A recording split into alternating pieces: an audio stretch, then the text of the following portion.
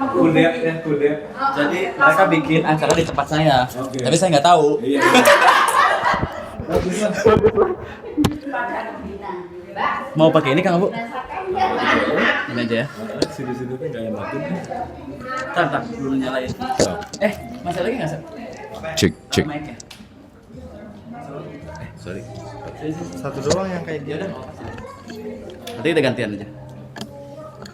Cek satu. Apa lagi? Iya. Kalau Pak Hazim kan biasanya di jam 10 Senin. Terus Kang Abu dari jam 10 kan? Oh gitu. Bentrok. Mundur lagi jadi jam 2. Ini 2 kali. 2 kali. Gitu. Jadi yang ikut Kang Abu suruh ikut Pak Hazim dulu saya bilang. Iya. Oke. Duh.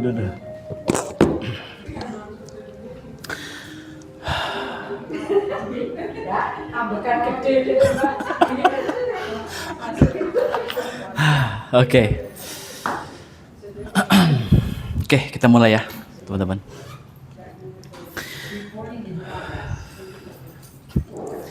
A'udzubillahi minasyaitonirrajim. Bismillahirrahmanirrahim. Alhamdulillahirabbil alamin. Assalatu wassalamu ala asyrafil anbiya'i wal mursalin wa ala alihi wa ashabihi ajmain. Amma ba'du. Rabbi shrah li sadri wa yassir li amri wahlul 'uqdatam min lisani yafqahu qawli. Rabbi zidna ilman nafi'an warzuqna fahman. Allahumma sholli ala sayyidina Muhammad wa ala ali sayyidina Muhammad. Bismillahirrahmanirrahim. Assalamualaikum warahmatullahi wabarakatuh. Alhamdulillah, puji syukur kita panjatkan kehadirat Allah Subhanahu wa taala. Hari ini kita diizinkan kembali untuk belajar bareng-bareng bersama-sama di rumah kajian salam. Selamat datang buat sahabat-sahabat yang baru bergabung, yang baru pertama kali gabung di rumah kajian salam. Wah, ada beberapa ya. Yang udah lama, boleh katakan. yang udah lama paling tinggi, yang Bu Anca yang sering. Dan mudah-mudahan hari ini kita diberkati, dimudahkan, dilancarkan. Dan sebulan sekali kita mengadakan sesi bareng dengan Kang Abu. Udah jalan lebih dari setahun Kang Abu ya, setahun lebih gitu. Bagi yang baru, sekedar informasi, rumah kajian salam ini memang didedikasikan untuk membersamai teman-teman yang ingin belajar kesadaran, belajar agama secara universal gitu. Belajar tentang pengetahuan-pengetahuan yang sifatnya untuk membimbing kesadaran gitu. Jadi belakangan mungkin ya lagi muncul sebuah tren gitu, di mana kesadaran itu bisa dijadikan sebagai jalan untuk kita menaikkan kualitas jiwa kita gitu. Either misalnya menyembuhkan luka batin gitu, either misalnya transforming dari mindset yang old ke yang baru, pemahaman agama yang dulu ke yang lebih advance lagi. Nah itu menggunakan jalan kesadaran adalah jalan yang cukup permanen untuk mengubah di dalam diri kita kan gitu. Nah bersama Kang Abu kita udah tepuk tangan dulu buat Kang Abu boleh nggak yang udah bersama kita sama ini, luar biasa ya bersama kita. Kang Abu ini sibuk banget ya, jam ngajarnya di mana-mana ya gitu. Jam terbang ya. Jam terbang mana jam terbang? Jamnya udah luar biasa gitu. Kemarin saya ke Bandung Kang Abu diminta ngisi di BPN. Saya tanya yang biasanya siapa yang ngajar di sini? Kang Abu katanya. Tapi karena nggak bisa gitu, Kang Abunya sibuk, jadi saya diminta ganti Kang Abi gitu. Jadi Kang Abi. Kang Abi. Alhamdulillah lumayan lah. Jadi I gitu ya. Gitu doang gitu. Nggak ada yang kebetulan. Dan saya senang banget sama Kang Abu juga karena dari sisi pemikiran-pemikiran tuh renyah banget gitu ya, dan mudah banget untuk kita cerna dan kita praktekkan. Karena tidak mudah Kang Abu ya menurunkan materi yang rumit, berat gitu ke dalam konteks hari itu bukan pekerjaan yang mudah gitu. Itu bukan pekerjaan yang benar ya, bukan pekerjaan yang mudah ya. Tapi di tangan Kang Abu kita dapat pengetahuan yang renyah gitu dan practicable, bisa dipraktekkan kan gitu. Nah setahun kita bahas tentang mind dan awareness, pikiran dan kesadaran. Dan kalau belakangan kita ada tema-tema yang dibawakan, kalau sekarang kita ngalir aja Kang Abu ya. Gitu karena masalah juga banyak di mereka soalnya gitu. Jadi kita dari mereka aja ya gitu. temanya dari mereka, gitu ya. Iya dong. Kan itu kurikulum hidup kalau kata Bang Damai kan gitu. Kan nanti Kang Abu bawa materi itu nggak nyambung gimana? Kan repot kan gitu ya. Tapi masalah mereka keuntungan buat kita. Iya, iya. Untung mereka ada masalah gitu ya. Iya, tepuk tangan buat teman-teman semua dong, luar biasa ya sini ya. Gitu ya.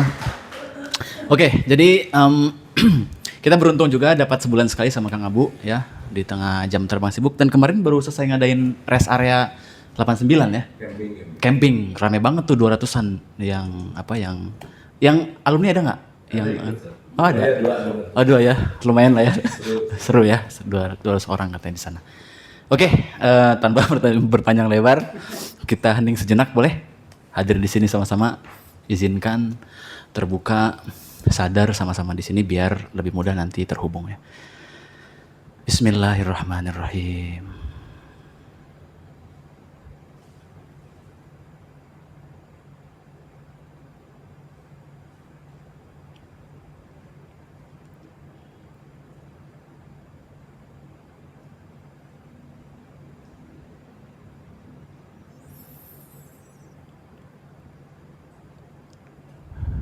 Al-Fatihah. A'udzubillahi minasyaitonirrajim. Bismillahirrahmanirrahim. Alhamdulillahirabbil alamin. Arrahmanirrahim. Maliki yaumiddin. Iyyaka na'budu wa iyyaka nasta'in. Ihdinas siratal mustaqim. Siratal ladzina an'amta 'alaihim ghairil maghdubi 'alaihim waladdallin. Amin.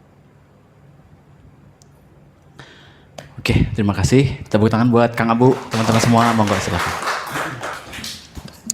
Bismillahirrahmanirrahim. Rabbi a'udzubika min hamazati sayatin wa a'udzubika rabbi ayahdurun. Rabbi shrah li sadri wa yassir li amri wahlul 'uqdatam min lisani yafqahu qawli. Assalamualaikum warahmatullahi wabarakatuh. Waalaikumsalam. Selamat siang teman-teman, terima kasih masih terus semangat ya untuk kita bisa belajar, dan mengizinkan untuk belajar itu bukan hal yang mudah. Karena mengizinkan dan meluangkan waktu untuk diri sendiri itu tampaknya sekarang sesuatu yang sangat mahal.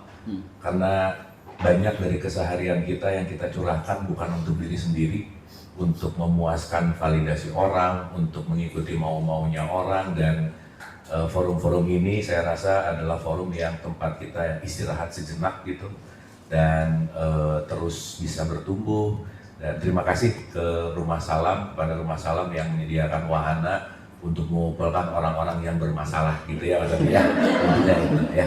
Jadi memang ini ruang konseling ya. Karena orang dari luar tuh kelihatan baik-baik aja, di dalamnya rapuh banget gitu ya. Gitu. Nah teman-teman, saya udah beberapa tahun ini tuh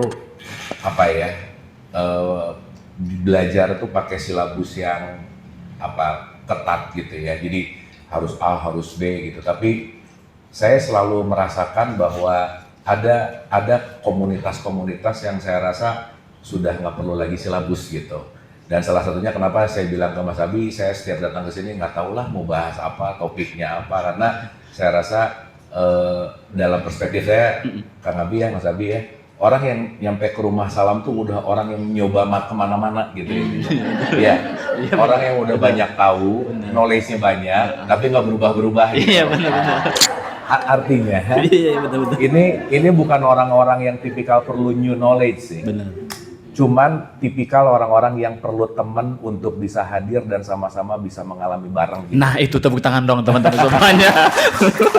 Artinya begitu datang ke sini cuma lihat, aduh, aku banyak temennya ternyata. Itu menyenangkan gitu. Menyenangkan. Ya. Menyenangkan. Jadi maksudnya teman-teman siapapun yang lagi punya masalah gede lah, apa dan lain-lain, nggak usah khawatir, teman kalian banyak ya. Terbukti di sini ada gitu. Jadi saya pengen lebih bicara heart to heart gitu ya, deep talk, dan ya aliran itu datang dari pertanyaan sih. Jadi pertanyaan itu buat saya tuh emas, pertanyaan itu buat saya tuh rezeki banget, karena apapun yang jadi pertanyaan itu biasanya memancing untuk bisa dalam tanda petik ya teralirkan gitu. Nah jadi saya nggak pengen terlalu ada topik yang spesifik gitu ya, atau teologis banget, atau misalnya ke apapun. Jadi lebih kepada konteksnya cuma satu teman-teman. Saat kita punya satu knowledge, dan knowledge itu tidak menjadi problem solving, maka dia hanya akan berhenti jadi pengetahuan gitu.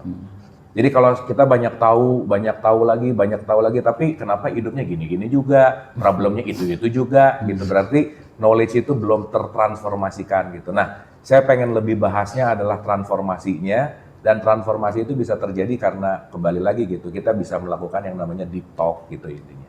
Jadi itu sih Kang Abi, Mas Abi. Jadi saya lebih pengen ngobrol atau apapun itu yang, karena gini, biasanya dalam sebuah perkumpulan satu pertanyaan dari satu orang juga bisa mewakili gitu. Betul. Itu yang menarik gitu ya. Dan saya pengen benar-benar presisi bahwa lagi butuhnya apa, diisinya apa.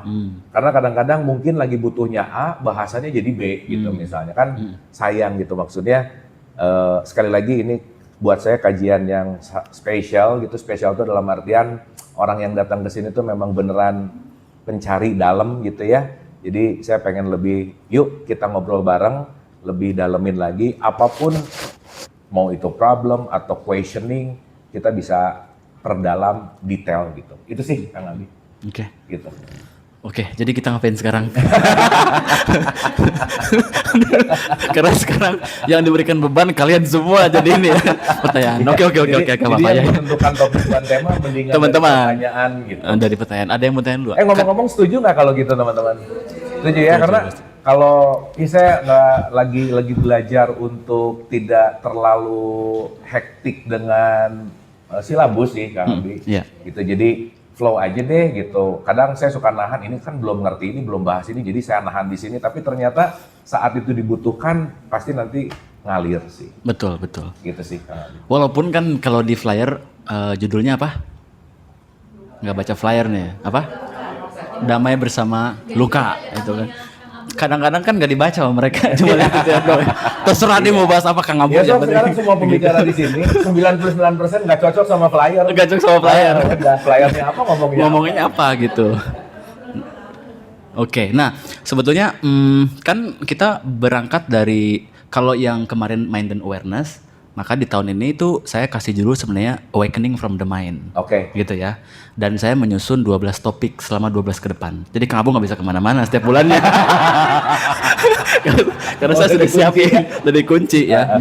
Ya kan? Iya benar. Ya kan? Misalnya nih, sesi 1 saya bikinkan tema aku yang selama ini kupikir aku. Oke. Itu 1. Asik kan ya? Oke. Oke ya. Ya, 2. Emosi bukan musuh, tapi pintu. Oke. Oke kan? Nah ini juga belum di briefing nih. Belum. Sekarang briefingnya sekarang gitu. Briefing on the spot. On the spot gitu ya. Oke. Nah, terus yang ketiga Kang Abu, kita bahas tentang lelah bukan karena hidup, tapi karena melawan. Cocok nggak? Cocok ya. Terus yang keempat, keberanian paling sunyi, jujur pada diri sendiri. Susah nggak tuh? Susah kan? Susah. Iya, makin dalam. Karena ini ibu-ibu harus datang setiap bulannya soalnya. Tapi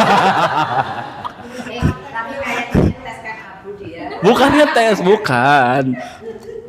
Oke. Terus kemudian membersihkan hati tanpa membenci diri. Nah, keren ya. Kemudian netral, titik tenang yang jarang diajarkan. Nanti makin ke atas kita makin naik gitu pelan-pelan ya. Oke. Tapi ibu-ibu harus hadir setiap bulannya. Jangan on off gitu ya. Oke? Jadi kita mulai dari situ tuh ya, gitu ya. Jadi kita berangkat dari yang nomor 1. dari yang nomor 1, aku yang selama ini kupikir aku. Oke. Nah, dari situ. Tepuk tangan buat Kang Abu ya, on the spot, silakan. Oke. Menarik nih teman-teman. Menarik ya. Oke. Nggak ada pertanyaan dulu, jalan dulu ya. Teman-teman Jalan nanti ya. di tengah Oke. kalau ada Iya. hit jelek gimana rasanya, boleh langsung ngomong gitu ya. Boleh langsung cerita gitu. Karena saya nggak pengen terlalu kayak kuliah lah gitu. Soalnya saya lagi kuliah malas kalau kayak kuliah. Lagi S3 ya. Oke. Kita melihat ya teman-teman, saya mau membuka dulu sesuatu hal yang sangat esensial. Tentang konteks yang namanya keberadaan itu selalu didasari oleh 2 poin. Saya rasa ini pintu masuk untuk kita bisa menyadari aku dan selain aku gitu. Nomor 1, kita dianugerahkan dan kita disematkan dan kita diinstal bentuk yang namanya kepercayaan. Oke, kepercayaan. Jadi saya mau nanya hal-hal yang mungkin ini jarang ditanya atau jarang diidentifikasi gitu. Dan yang menarik, si kepercayaan ini itu hasil desain yang ditempelkan kepada kita sebagai identitas gitu. Ya. Oke ya, dan ini nanti kita akan menyadari itu. Satu, jadi ada kepercayaan. Yang kedua, itu ada kenyataan. Inilah nanti yang disebut sebagai realitas gitu. Dan sepanjang hidup, problem kita, kalau kita ngomongin problem, cuman mau berantem antara apa yang aku percayai dan apa yang menjadi kenyataan. Sampai sini oke? Dapat ya? Oke, contoh. Ya, saya sih percaya-percaya aja kalau saya anaknya ibu saya. Nggak pernah tes DNA juga, percaya aja udah.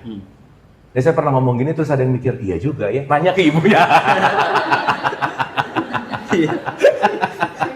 Ya, itu jadi sebuah bentuk yang namanya kepercayaan gitu. Saya mau bagi dua dulu nih teman-teman. Dalam hidup pada dasarnya cuman ada aku tahu dan aku tidak tahu. Ya. Saya tahu dan saya tidak tahu. Yang menarik, kita ini lebih senang sekali mencari sesuatu yang membuat nyaman. Jadi kalau dilihat dari struktur otak manusia, kenapa orang bisa looping dalam penyakit, dalam tanda petik kepedihan yang diulang-ulang? Karena sebetulnya dia udah nyaman dengan pedih itu gitu. Karena otak kita tuh paling gak suka sesuatu yang gak pasti, sesuatu yang unknown. Pokoknya daripada nggak pasti lagi, mendingan tahu pasti disakiti dan dia akan betah di situ gitu. Makanya banyak orang yang susah untuk keluar dari looping disakiti karena kenapa? Dia udah nyaman gitu intinya. Makanya kenyamanan itu juga berbahaya. Nah, untuk membuat kita nyaman karena aku tidak tahu, aku memilih untuk percaya gitu kira-kira. Sampai sini oke? Dapat ya? Contoh, kalau saya tanya, tahu handphone, tahu ini, tahu remote ini, tahu jelas. Tapi misalkan kita bicara, tahu malaikat nggak? Nggak sih, tapi aku percaya. Berarti, boleh jadi apa yang aku percaya untuk menutupi ketidaktahuanku, akhirnya menjadi sebuah kepercayaan. Dan tanpa sadar teman-teman, kita semua udah dalam tanda petik, masuk kepada lubang kepercayaan yang luas yang akhirnya susah menerima kenyataan gitu. Sampai sini oke? Oke nggak ini? Oke nggak ini? Oke. Berarti kepercayaan ini yang akan menjadi lensa kita untuk melihat sesuatu. Maka kita nggak benar-benar ngelihat sesuatu tuh sesuatu seapa adanya. Kenapa? Karena sebelum melihat sesuatu seapa adanya, aku sudah menggunakan programku ini untuk menilai itu semua. Makanya PR dari kepercayaan itu pasti menilai. Tapi esensi dari kenyataan itu pasti bersaksi gitu. Makanya kalau pinjam dari tradisi Islam, nomor 1, kamu disuruh bersaksi. Berarti disuruh melepaskan ini semua nggak kira-kira? Iya, sementara dari kecil kita udah dikasih nilai. Kita udah dikasih kepercayaan yang banyak banget gitu teman-teman. Jadi teman-teman, sorry to say, hidup sejatinya hanyalah untuk terbebas dari diri sendiri sebenarnya. Yang kita mau kabur dari orang lain, kita mau menjauhi orang lain, enggak. Sebenarnya yang pengen kita kabur tuh dari diri sendiri. Pertanyaannya, nggak bisa kabur dari diri sendiri. Contoh. Kenapa narkoba laku? Karena narkoba membuat orang lupa terhadap dirinya dan dia menikmati ilusinya. Sesaat melupakan dirinya, melupakan masalahnya, tetapi tidak menyelesaikan. Maaf ya, jadi kalau boleh saya sebut, agama ada di sini nggak kira-kira? Iya, maka maaf banget, agama itu bentuknya hiburan sebenarnya. Bukan menyelesaikan. Contoh, nggak apa-apa mas, di dunia kere, yang penting nanti di akhirat. Hiburan nggak tuh? Hiburan banget. Bener nggak? Di satu sisi perlu hiburan, iya sih. Tapi kalau hiburan terus nanti susah nerima realitas gitu. Udah nggak apa-apa, nanti di surga lebih baik. Nanti apa? Pertanyaannya, kita bukan hanya butuh hiburan, tapi kita butuh penyembuhan. sholat segini 500 rakaat, sholat di Masjidil Haram 100.000, ini pahala, gitu nggak kira-kira? Iya, tapi that's good point juga. Makanya kenapa sebuah kepercayaan ini dibutuhkan juga, karena kenapa? Dia adalah pintu masuk kita untuk menerima yang namanya kenyataan. Ini kan di sini saya ada 40 orang nih ya, punya 40 kepercayaan yang berbeda nggak? Pasti, teman-teman. Mau agamanya sama, mazhabnya sama, datang dari ibu yang sama, nggak akan ada kepercayaan yang 100% sama. Makanya kan nanti ini jadi sebuah keyakinan gitu. Sok di Instagram, selalu komennya, menurut keyakinanmu, ya keyakinan lu aja sih, kan gua nggak yakin juga nggak apa-apa. Cuman kadang-kadang keyakinannya udah jadi kolektif, terus kalau aku tidak meyakini yang kamu yakini, jadi disalahin gitu. Kok kamu gitu keyakinannya? Lah, emang kenapa? Nah akhirnya saat kita masuk ke dalam sistem belief, kepercayaan, keyakinan, kita akan menjauhkan dengan yang namanya kenyataan. Jadi saya mau buka dulu bahwa ada aku sebagai kepercayaan, ada aku sebagai kenyataan. Sampai sini oke? Sip ya? Yang sering kita putar-putar ulang-ulang sebagai program yang nomor 1 atau nomor 2? Satu. Dan bahayanya saat kepercayaan ini nggak pernah dihapus, saat kepercayaan ini nggak pernah dirubah, teman-teman nggak akan mungkin berubah dalam konteks hidupnya kemana-mana, nggak bisa. Looping aja di situ. Maka kepercayaan ini datang dari sebuah yang namanya narasi gitu intinya. Jadi teman-teman, kalau teman-teman tidak merubah narasinya, nggak ngerubah apa yang didengar, nggak ngerubah apa yang dilihat, nggak ngerubah circle, nggak ngerubah follow siapa di TikTok, di Instagram, pasti dengan narasi yang sama, kepercayaan yang sama dalam satuan waktu yang panjang. Oke? Oke nggak ini? Oke. Jadi pertemuan ini intisarinya adalah menggoyahkan kepercayaan teman-teman. Karena nanti mau nggak mau kalau ini tidak tergoyah kita nggak akan baru gitu intinya. Sip ya. Makanya bentuk konteks yang disebut religion itu jembatan menuju kepada kenyataan sebetulnya. Jembatan loh ya. Dan ini nanti bentuknya banyak banget. Nah singkat cerita, kalau mau disebut dalam perspektif agama, kenyataan inilah yang disebut Allah gitu kira-kira. Makanya tidak ada Tuhan, tidak ada ilah selain Allah. Tidak ada kepercayaan apapun yang kamu percayai kecuali kenyataan. Titik udah. Dan nanti teman-teman mau belajar sama siapapun, belajar kemanapun, ujung-ujungnya skill yang perlu kita punya untuk bisa mengkolaborasikan ini, itu cuma satu ujung-ujungnya. Penerimaan total, acceptance. Udah gitu lagi. Ujungnya ke situ aja. Nah yang lucu, knowledge-nya mah udah tahu. Aku harus menerima. Kenyataannya datang, ribut lagi juga, udah gitu. Kenapa? Karena kita terprogram ada di sini gitu intinya. Oke, sampai sini? Ya. Sama Bu. Kita anggap sama dulu aja supaya mudah. Karena sesuatu yang dibentukkan sebuah yang namanya keyakinan itu datang dari sebuah kepercayaan. Gitu. Sampai sini dapat ya? Dapat ya? Dah.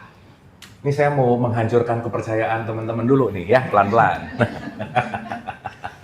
Nah, sekarang kita lihat runtutannya.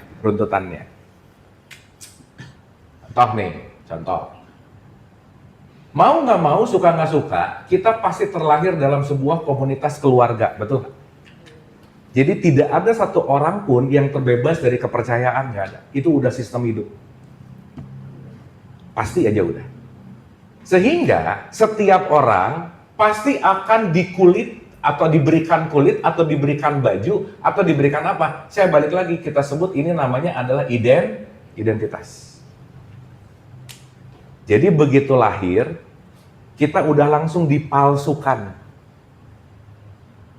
Dapat ya? Karena nanti kalau kita ngomongin kejahatan tertinggi dalam hidup sebenarnya itu adalah identitas yang terbatas.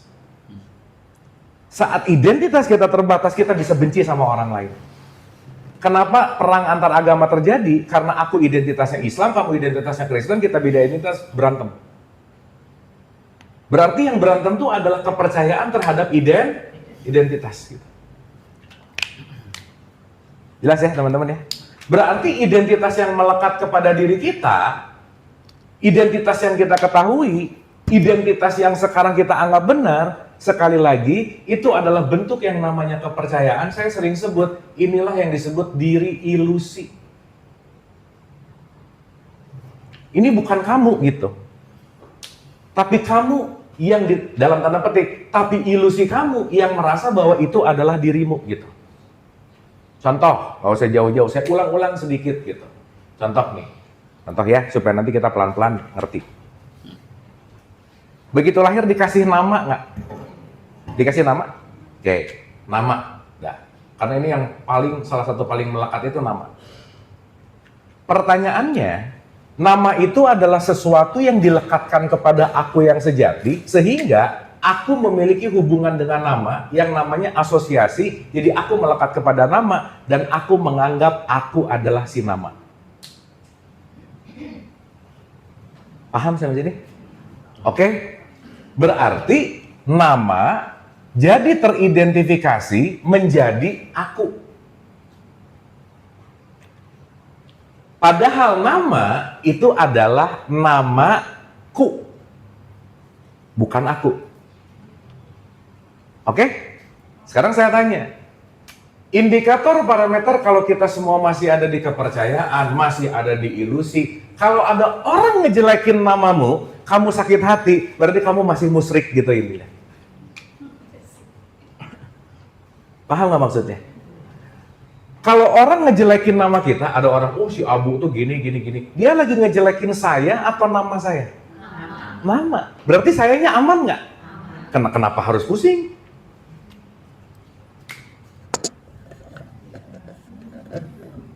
Karena saya musyrik. Masanya Kan berarti masih mempersekutukan dong. Betul nggak?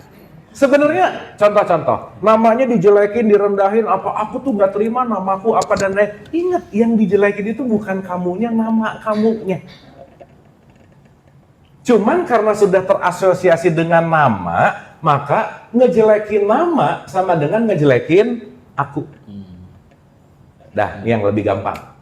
Ini tuh mukanya kayak ngerti sih, oke ya. Teman-teman juga rada susah ngejelasin ini, tapi udah ya pelan-pelan ya, pelan-pelan. Ini soalnya sedang menjelekkan nama mereka soalnya. Makanya teman-teman perhatiin deh, semua nabi dan rasul yang pertama kali disikat sama Tuhan itu identitasnya dulu. Disiksa dulu identitasnya, supaya kamu lepas dulu. Gautama menyiksa diri dengan identitas anak rajanya, betul nggak? Ibrahim menyiksa diri, bukan menyiksa sih, melepaskan identitasnya sama bapaknya. Yesus melepaskan identitas sama tubuhnya. Jadi kasaran kata, identitas ini perlu dibakar dulu supaya kamu akan terhubung langsung dengan Tuhan gitu kira-kira. Makanya simbol semua pembakaran identitas itu kayak disalib gitu. Atau kalau pakai bahasa tradisi Islam, pembakaran semua identitas itu namanya Ramadan gitu kira-kira. Bakar semua identitas kamu supaya yang tersisa cuman aku. Supaya kamu menyadari bahwa kamu tuh bukan nama kamu tuh bukan kejadian yang kamu takuti, kamu tuh bukan hal yang kamu khawatirkan, kamu tuh bukan gitu intinya. Makanya nanti kalau kita ngelihat di sistem tasawuf selalu bilang la. Bukan ini. Tapi semuanya illallah, hanya kembali kepada aku yang sejati, balik lagi ke sini gitu intinya. Sampai sini oke? Nah ini kan rada melangit ya, kita bumiin nih. Soalnya kalau, oh iya bukan aku, nanti pulang dari sini, bukan aku, jangan, bukan gitu ya, bukan gitu juga. Ya, yang miskin dalam pembelajaran kita itu kan aksiologi, gini, yang jarang di dalam kita tuh adalah how to-nya tuh nggak pernah diceritain. Orang nyuruh sholat tapi nggak pernah ngajarin khusyuk. Nah sekarang kalau kita nggak tahu how to-nya, aplikatifnya jadi susah gitu. Dah ya, nama mungkin rada sulit kebayang. Sekarang saya pakai bahasa yang lebih gampang, laptop.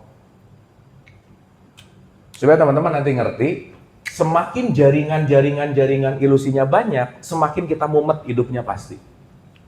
Dan nanti semesta punya hukumnya sendiri. Punya hukumnya sendiri. Dan ini menarik. Dan saat kita nanti ngerti hukum ini, pulang dari sini at least 90% semua yang mumet itu akan drop lah gitu kira-kira. Tapi besok pusing lagi sih, kan pulangnya aja, ya besok balik lagi. Kenapa? Karena kemampuan kita untuk kemampuan kita untuk mengulang program lama itu kuat, gitu ya. Jadi teman-teman nanti kita akan ngerti bahwa selama hidupku aku tidak menghadapi pasanganku, aku tidak menghadapi anakku, aku tidak menghadapi ibuku, aku tidak menghadapi temanku, yang aku hadapi ini nih. Identitas. Cuman karena si identitas ini susah kita analisa, si identitas ini nanti memanifestasi. Jadi pasangan, jadi anak, jadi teman kerja, jadi partner, ini semua termanifestasi gitu intinya. Kalau bahasa-bahasa yang agak spiritual lebih dalam, itu nanti disebut pecahan jiwa gitu. Nah, soulmate mah ini teman jiwa. Tapi ini gimana ya bahasanya ya? Jiwa yang terurai gitu. Nanti kita ngerti. Karena begitu nanti teman-teman terkoneksi sama siapapun dalam hidup ini, itu pasti ada spark dari pecahan jiwa kita masing-masing. Sampai sini oke? Dan nanti di ujung-ujung sininya, semua yang datang apa dan lain-lain itu kita lagi dikunjungi oleh diri kita sendiri sebenarnya. Cuman beda bentuk aja. Teman-teman supaya tahu kalau dirinya menyebalkan, harus ada ngelihat diri yang menyebalkan. Iya, males nggak Bu? Iya, dan kebetulan yang menyebalkan itu aku, gitu.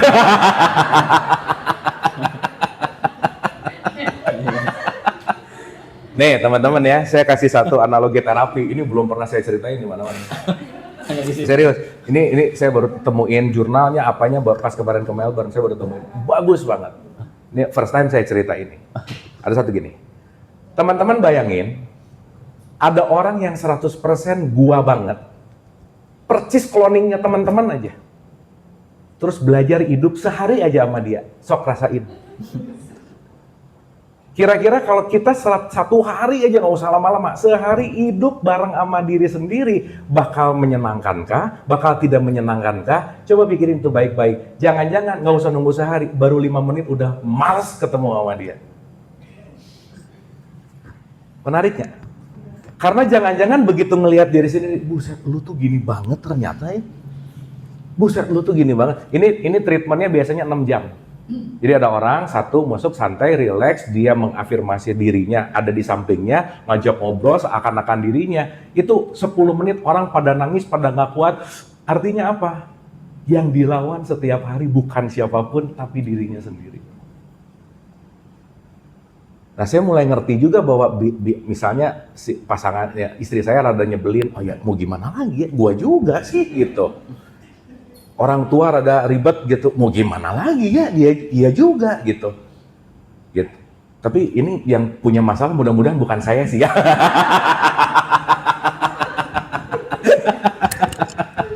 Cuma ngasih contoh ya. Cuma ngasih contoh. Dan contoh nggak selalu benar. Tapi rada malas juga sih, ini gue semua nih, enggak juga sih ya. Gitu. Nggak ada yang, itu pasti teman-teman.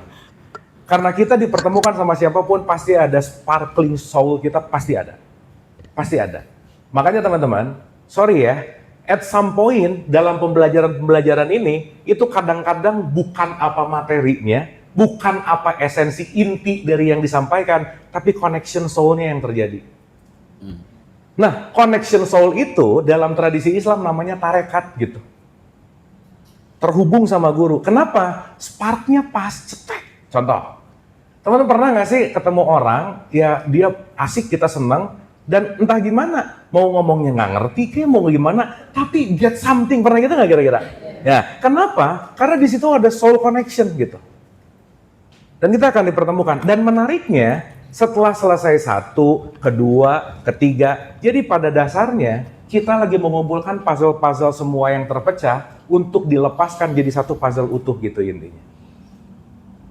Sampai sini oke? Sampai sini oke? Ini kalau saya pinjam pakai tradisi Buddha nih ya, wah dalam banget sih. Ini saya pinjam sedikit yang rada setengah halu dulu ya bahasannya ya. Pernah dengar reinkarnasi? Terserah mau percaya atau nggak, mau bener ada atau nggak, itu urusan lain. Tapi ada satu statement yang ngebuat jelek banget di statement kemarin saya ketemu sama Monk, itu dia bilang gini, semua orang yang datang sama kamu, itu semuanya dulu ibu kamu katanya.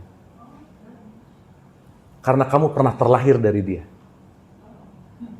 Sadis nggak? Bentar. Agak loading ya nih ya. Gini. Ulang ya. Ulang ya. Ntar ini nyampe nggak ya? Makanya pelan-pelan, pelan-pelan. Ini paling asik ngomong kalau nggak direkam sih. Iya, supaya nggak putus aja koneksinya nih. Iya, oke. Kalau ada live apa kan rada basa-basi. Enggak, ini nggak ada live. Cuma direkam doang. Iya, oke. Tapi ini makanya saya tenang. ngomong gitu. Iya, tenang. Ulang ya teman-teman. Ulang. Kita tahu kalau proses yang namanya reinkarnasi, sedikit ya. Iya. Teman-teman, saya nggak pengen teman-teman terjebak di konsepnya, cuman kita ambil pemaknaannya. Karena kalau ngomong terjebak di konsepnya, saya udah rada males ngomongin ini. Kenapa? Karena nanti lebih sibuk di urusan ini daripada di sininya gitu. Ya, betul. Tiba-tiba begitu pas live regression, waduh gua raja, pas ini gua tuh dulunya raja. Iya dulu sih, sekarang kan kere aja udah gitu. Udah nggak usah so-soan lah gitu. Nah kadang orang jadi halu gitu teman-teman. Iya. Sama problem 5 tahun yang lalu aja belum beres, apalagi mundur 1000 tahun ke belakang udah pusing lah gitu kira-kira. Itu maksud saya. Oke. Jadi kenapa saya agak tidak terlalu interest untuk ngomongin itu lebih dalam, mending praktek lah kalau itu. Tapi gini, kita tahu bahwa kalau teman-teman sekarang punya musuh yang belum selesai di kehidupan ini, berarti soulnya masih ada retakan atau soulnya masih ada terpisah nggak kira-kira? Berarti harus diberesin nggak? Minimal diberesin akan terjadi kepada connection yang paling dekat dengan kita. Karena kenapa? Semesta akan memaksa untuk menyelesaikan itu, maka suka nggak suka dibikin serumah misalnya. Dibikin sedarah misalnya. Dibikin ada hubungan gitu misalnya. Jadi siapapun yang teman-teman sekarang punya hubungan sama suaminya, istrinya, sama anaknya, sama ibu bapaknya, itu semuanya dalam terminologi ini, itu pasti pas bisnis yang belum selesai, itu semua masalah besar kita gitu kira-kira. Sampai sini oke? Makanya jangan heran, semua kepusingan hidup datang dari orang terdekat, titik udah. Contoh nih, saya sama Mas Abi berantem sekarang, belum beres. Semesta tuh keren, ayo dong damaikan. Besok di kehidupan berikutnya, saya bisa jadi ibunya, Mas Abi bisa jadi anak saya. Ataupun sebaliknya. Sampai sini oke? Si Mong ini ngomong beberapa menit, tapi mundur dan pemahamannya, semua yang hadir sama kamu itu bekas ibu kamu. Itulah kenapa, hormatilah mereka seperti kamu mau hormati ibumu, dia bilang. Anjir edan oke gitu ya waktu itu ya di sana. Oh benar juga ya gitu. Kenapa? Karena setiap yang terjadi dan terkoneksi sama kita itu pasti ada wire jiwa ini yang suka nggak suka, mau nggak mau ada sesuatu yang harus dilepaskan. Jadi semua yang datang ke kita teman-teman ini ingat baik-baik. Semua yang datang ke kita didesain hanya untuk diterima dan dimaafkan. Titik udah. Nggak ada cara lain. Nggak ada cara lain. Karena saat belum diterima dan dimaafkan, akan looping. Setelah ngobrol kemarin, dapat knowledge-nya, saya meditasi, mulai ngerti, ya ampun teman-teman, dapat other perspektif banget gitu ya, ngelihat si A, ngelihat si B, jadi bukan lumayan lagi sih, beneran udah si saya belajar banget untuk ngelihat siapapun tuh bukan identitasnya gitu kira-kira. Tapi yang saya rasakan adalah vibrasi kualitas jiwanya gitu. Dan ternyata setelah terlatih, wah dahsyat banget gitu. Jadi lebih gampang nerima situasinya, memaafkannya. Kenapa? Dengan anggapan sederhana aja, ya pokoknya kalau ketemu siapapun, basic desainnya, pasti ada sesuatu, dan dulu pasti ini ibu saya, dan saya perlu menghormati dia, dan saya perlu menerima, dan saya perlu memaafkan. Sampai sini oke? Dapatnya ini? Lagi processing ya. Silakan Ibu. Silakan Bu. Enggak Bu. Karena kelahiran itu, yang terlahir itu jiwa, casingnya laki-laki perempuan itu akan sangat variatif. Sangat variatif. Kan laki-laki, ibu bapak pernah baca penelitian terakhir tentang gender? Gender itu nggak dua loh. Gender itu sekarang spektrumnya gede banget, luas banget. Jadi nggak bisa, belok sedikit ya, nggak bisa gara-gara punya penis disebut laki-laki, belum tentu. Nggak bisa gara-gara punya vagina disebut perempuan, belum tentu. Kenapa? Karena antara laki-laki sama perempuan di sini spektrumnya banyak banget gitu. Banyak sekali. Sehingga sekarang memudahkan, laki-laki pokoknya yang gini, perempuan pokoknya yang gini. Padahal di kita tuh ada kromosom laki-laki perempuan yang presentasenya nggak mungkin semua sama gitu kira-kira. Tapi kalau mau pakai bahasa yang lebih gampang lagi, ada feminin, ada maskulin. Ini mungkin di negara-negara maju, next ya, nggak kurang dari 5 tahun lah gara-gara penelitian ini, udah nggak akan ada lagi gender. Karena udah nggak jelas ini laki-laki perempuan. Ada bentuknya laki-laki tapi punya vagina. Ada bentuknya perempuan tapi punya penis. Dan it's happening sekarang. Jadi nanti mungkin kalau ditanya atau ada di KTP apa jenis kelamin, mending digambar daripada tulis L atau P gitu kira-kira. Gitu ya. Paham ya? Sampai sini oke? Jadi ada fracture itu apa? Pecahan-pecahan soul ini, di mana nanti pecahan-pecahan soul ini akan menjelma menjadi sesuatu yang datang ke kita gitu intinya. Sok, sampai sini ada yang bingung dulu nggak? Dapat ya? Dapat ya? Nah, berarti daripada ngerubah yang di luar, mending ngerubah apa yang kita percaya. Pun teman-teman, saya selalu mengulang-ulang ya, please ini tolong aja, tolong nih. Tolong ingat baik-baik, teman-teman mau dengar dari siapa, mau baca dari siapa, semua yang datang ke kita melalui panca indera, itu namanya informasi. Bukan kebenaran. Apa teman-teman? Belum menjadi kebenaran.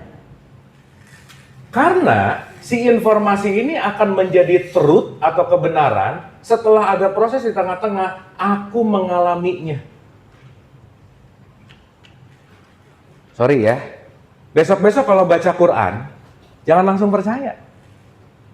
Karena apa yang dibaca baru dalam bentuk yang namanya informasi. Itu Quran, apalagi buku ini gitu. Ya, tapi ya. Ini kan yang dialami Mas Abi dibukukan untuk dibagikan sebagai informasi, bukan bentuknya kebenaran, bukan. Oke teman-teman? Itulah kenapa salah satu skill yang perlu kita update dalam hidup itu namanya skeptis. Karena kita suka ketipu identitas. Yang mentang-mentang yang ngomongnya pakai jubah, putih-putih, figur otoritas, pasti bener aja. Belum tentu. Dan biasanya bypassing dari informasi menjadi truth, langsung menjadi kepercayaan. Aku yakin kenapa? Karena yang ngomongnya dia. Jadi kebiasaan kita hidup dalam ilusi terus akhirnya. Makanya kenapa di tradisi Islam nggak disuruh percaya nomor 1, disuruh bersaksi. Nah jadi nanti salah satu PR yang kita akan latih setelah ini, coba teman-teman kumpulin kepercayaan-kepercayaan apa yang udah nggak valid, lepasin pelan-pelan. Karena kalau itu belum lepas, itu akan membuat sistem harian kita menarik ke hukum semesta itu dengan statement yang sama gitu kira-kira. Sampai sini oke ya? Makanya agama menawarkan kepercayaan terus nggak kira-kira? Bagus buat starting point, yes. Tapi saya selalu ulang-ulang teman-teman, pada akhirnya kita semua akan punya jalannya masing-masing dan tidak menggunakan jalan orang lain. Ya puntennya saya rada kasar nih, jadi kalau sholatnya pakai cara dia, meditasinya masih pakai cara dia, seningnya masih, that's okay.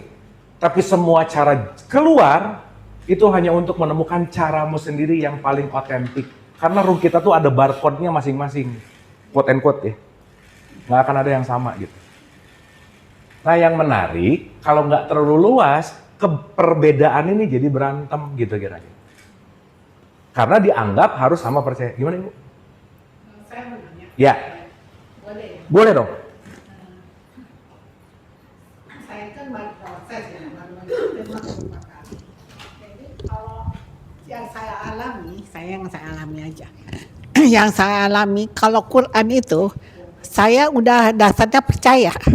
Maksudnya itu kata-kata Allah dan bukan buatan manusia. Ya. Ya, saya ulang dan saya ngalami. Maksudnya juga ketika saya ikut masabu yang bawa sholat itu jembatan, pernah kan yang tujuannya ini. Jadi orang itu punya merek tapi aqua misalnya, airnya kan sama gitu. Betul. Dan alhamdulillah saya ngalami. Jadi saya dapatnya itu beda gitu, bukan informasi. Dari situ saya percaya dulu dan ngalami. Itu gimana prosesnya kok belum paham ya? Gini. Teman-teman sekarang saya ngomong, teman-teman lagi mendengarkan kebenaran atau lagi mendengarkan informasi? Informasi. Quran informasi bukan? Kiai, ustadz, ulama, semua informasi bukan? Informasi. Masuk nih ke ruang informasi kita. Oke? Pertanyaan saya. Ini informasi benar atau tidak, perlu kita buktikan nggak? Perlu. Gimana cara membuktikannya? Mengalami. Contoh nih, ada kue biasanya ya. Nah, kue ada di situ. Saya tuh nggak makan kue itu. Terus saya ngomong, ibu, teman-teman, kue enak banget. Saya belum nyoba. Oke?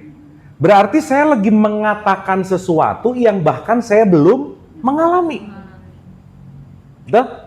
Nah, berarti kalau saya mengatakan sesuatu yang belum saya alami, itu namanya ceramah. Orang yang ngomongnya aja belum ngalamin.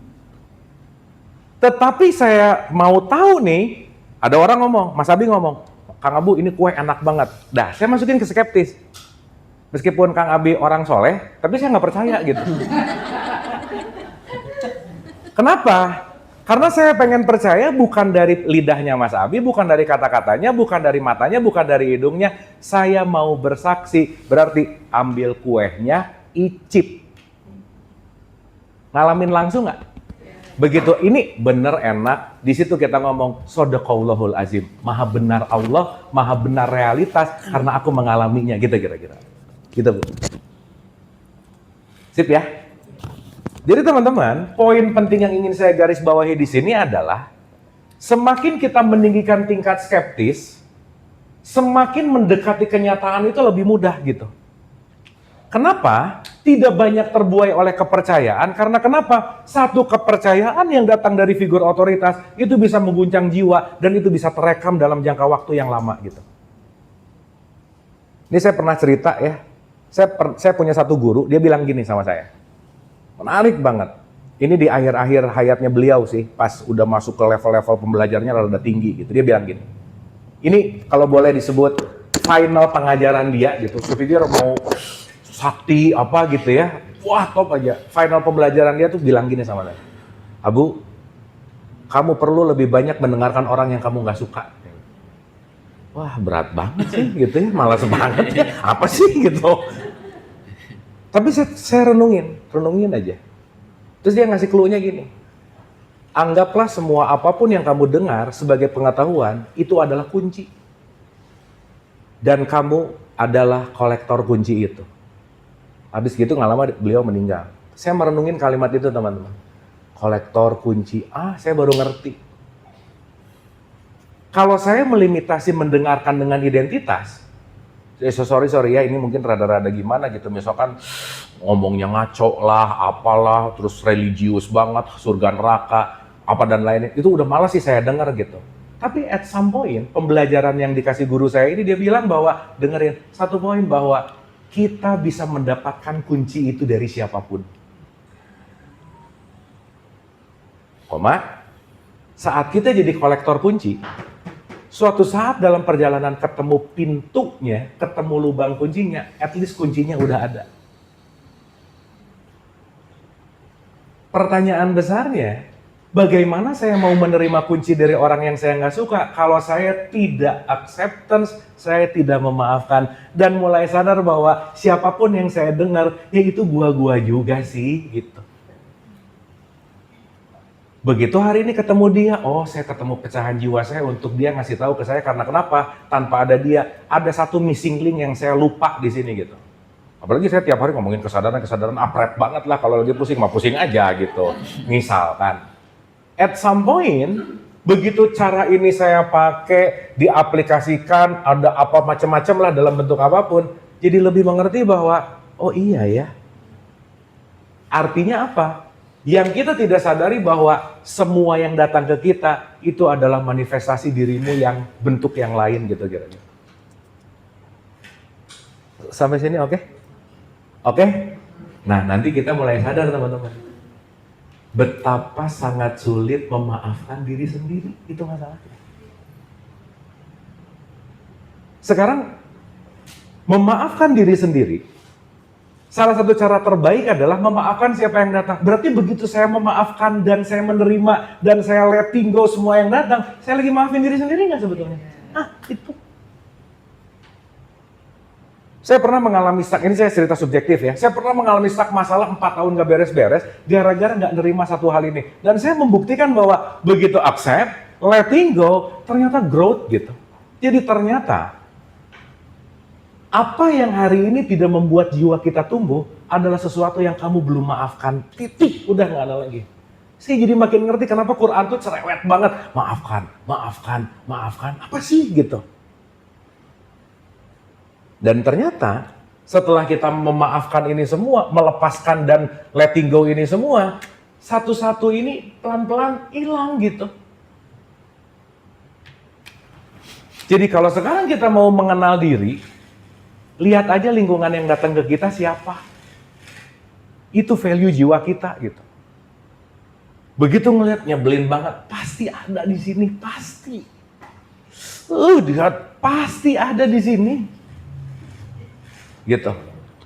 Karena pada dasarnya sekali lagi, dengan pemahaman konteks, ngelihat dalam konteks bukan hanya si identity, tapi melihat menggunakan aku, seenggaknya teman-teman, pengetahuan ini lebih melegowokan kita untuk bisa menerima dan memaafkan, itu aja poin.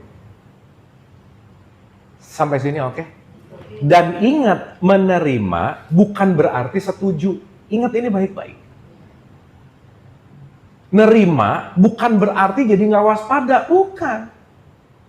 Misalnya dipukul, ya udah terima aja, nah gitu. Ingat ya, antara sabar sama B360 beda tipis. Atau B360 ya? B360 bego gitu maksudnya. Itu beda tipis gitu. Nah itu kan nanti yang akan kita telah terus. Dan teman-teman, dan. Saat teman-teman mengalami dan mendapatkan apapun pengalaman-pengalaman subjektif, sebisa mungkin kalau bukan diceritakan dalam forum tertentu, disimpan aja. Outputnya tuh nggak usah ceritanya, tapi perilaku yang berubah, udah gitu aja. Karena saat nanti kita terjebak dengan cerita-cerita ini, aduh aku tuh kemarin meditasinya ketemu cahaya biru, itu Tuhan deh kayaknya. Udah sibuk nanti gitu. Nanti jadi muter di ceritanya, akhirnya bukan konteks ke perilakunya gitu. Kenapa? Karena cerita itu nanti akan update. Jadi teman-teman please jangan memegang kebenaran, karena kebenaran sebentar lagi expire. Makanya outputnya dapat sesuatu, contoh-contoh nih ya. Ini kan forum asik gitu ya. Pulang dari sini tuh bukan ke WhatsApp keluarga. Mama tadi pengajian. Menurut pengajian kamu harus memaafkan. Bukan gitu. Tapi tunjukkan kalau aku bisa lebih memaafkan. Karena kita, sorry ya, dakwah itu intinya bukan sharing hanya knowledge, bukan sih sebenarnya. Tapi menunjukkan perubahan perilaku. Titik. Oke, sampai sini. Dapat ya? Clear ya? Mulai rada ada peta-peta nggak kenapa gini, kenapa ada peta-petanya gitu? At least gitu. Dan teman-teman please biasakan begitu tahu gini, oh berarti dulu salah. Jangan bilang itu salah, tapi itu pertumbuhan gitu. Karena dalam hidup itu nggak ada salah benar. Ingat ya, salah itu kepercayaan loh. Aduh, aku tuh berarti kemarin gagal. Nah, gagal tuh di sini nih. Salah, gagal, buruk. Itu tuh semua konteksnya ada di sini gitu. Begitu nama, oh iya ya, itu fase yang perlu aku lewati. Karena mau diterima atau tidak, udah kejadian ya kira-kira. Semalam tuh saya podcast sama Pak Wayan. Pak Wayan nyeletuk, ini nggak tahu Pak Wayan juga mungkin rada nggak sadar ngomongnya, tapi nyeletuknya bagus. Kang Abu, hidup mah tinggal milih dua, mau mati ketawa atau mau mati cemberut, terserah. Ujungnya mati, bener juga ya Pak Wayan ya. Dari ujungnya mati, mending milih mati ketawa ya. Iya katanya. Kan itu semua ada di sini. Betul nggak? Betul. Dan kecenderungan orang sangat menginginkan sebuah yang ideal, nunggu beres dulu baru aku layak untuk bahagia gitu. Sebelum masalah ini beres berarti aku sesuatu hal yang masih menderita. Terus diulang-ulang. Akhirnya apa? Merasa tidak layak untuk bahagia karena kenapa? Ada masalah ini. Abis gitu mindset berikutnya apa coba? Aku tuh nggak layak nih dapat masalah ini, masa aku sih gitu. Oh gini banget sih. Kan harusnya nggak menimpa aku. Kenapa yang gini tuh bukan tetangga? Kenapa? Nah, terus akhirnya nolak-nolak terus nggak kira-kira? Pertanyaan besarnya teman-teman, sampai kapan kita mau menolak diri sendiri? Itu aja udah. Dan itu jawaban itu yang bisa tahu diri sendiri juga. Dan yang bisa merubah movement itu diri sendiri juga. Jadi saat kita menolak hidup, means kita lagi menolak diri sendiri gitu. Oke. Aduh lemas gini Oke nggak ini? Silakan Ibu. Nah ini lagi how to nih sekarang ya. Autornya di buku ini.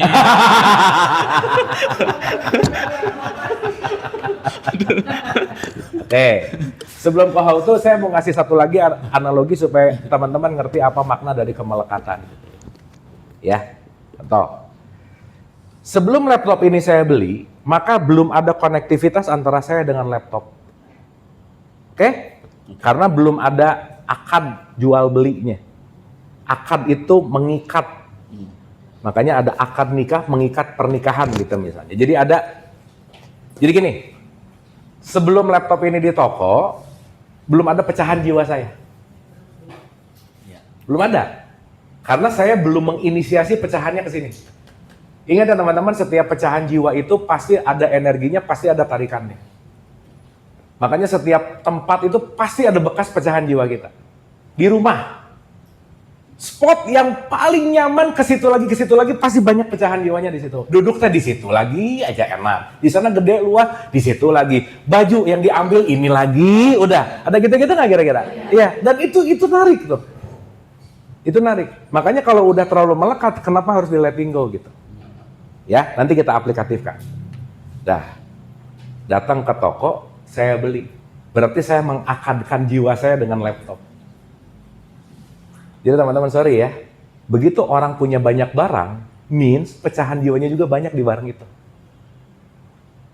Makanya kenapa dalam tradisi tasawuf, dia harus melepaskan, supaya udah lagi nggak ada attachment gitu kira-kira.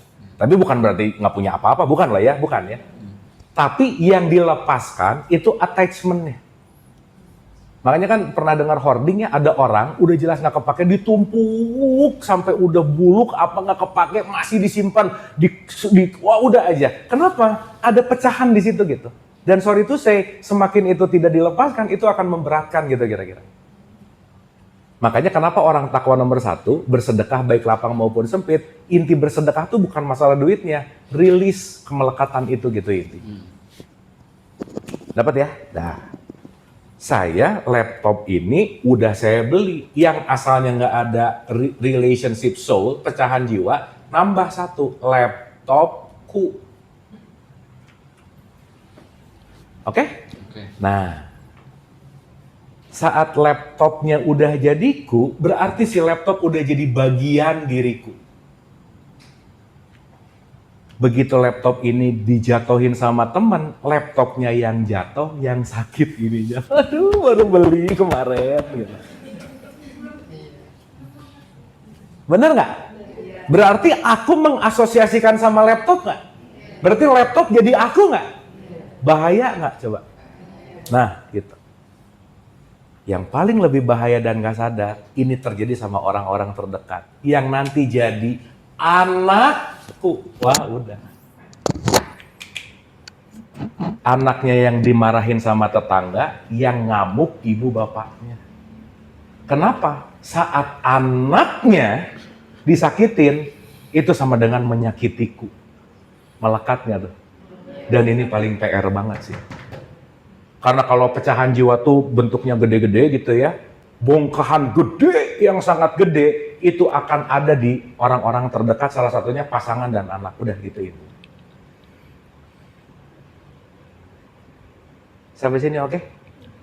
Padahal itu anak ini ibu, itu kan ilusi ya. Dibuat-buat aja sih. Padahal individu yang berbeda nggak? Maka terjadi kemelekatan yang super dahsyat gitu ini. Oke sampai sini? Dapat sampai sini? Nah teman-teman kira-kira cek and recheck aja koleksi-koleksi kemelekatannya banyak nggak gitu? Ya nggak usah dijawab sih, nggak apa-apa ya. Sehingga nanti ngerti, oh ini yang berat, ini yang berat, ini yang berat, ini yang berat. Nah dalam bahasa Quran, saat aku melekat kepada sesuatu, itulah yang disebut musyrik gitu. Mempersekutukan Tuhan tuh gitu maksudnya. Ya tuh saya beli mobil, jadi mobilku. Waktu parkir, mobilnya didudukin orang lain. Yang ngap di sini kok kayak gua yang didudukin ya gitu. Padahal mobil yang didudukin gitu.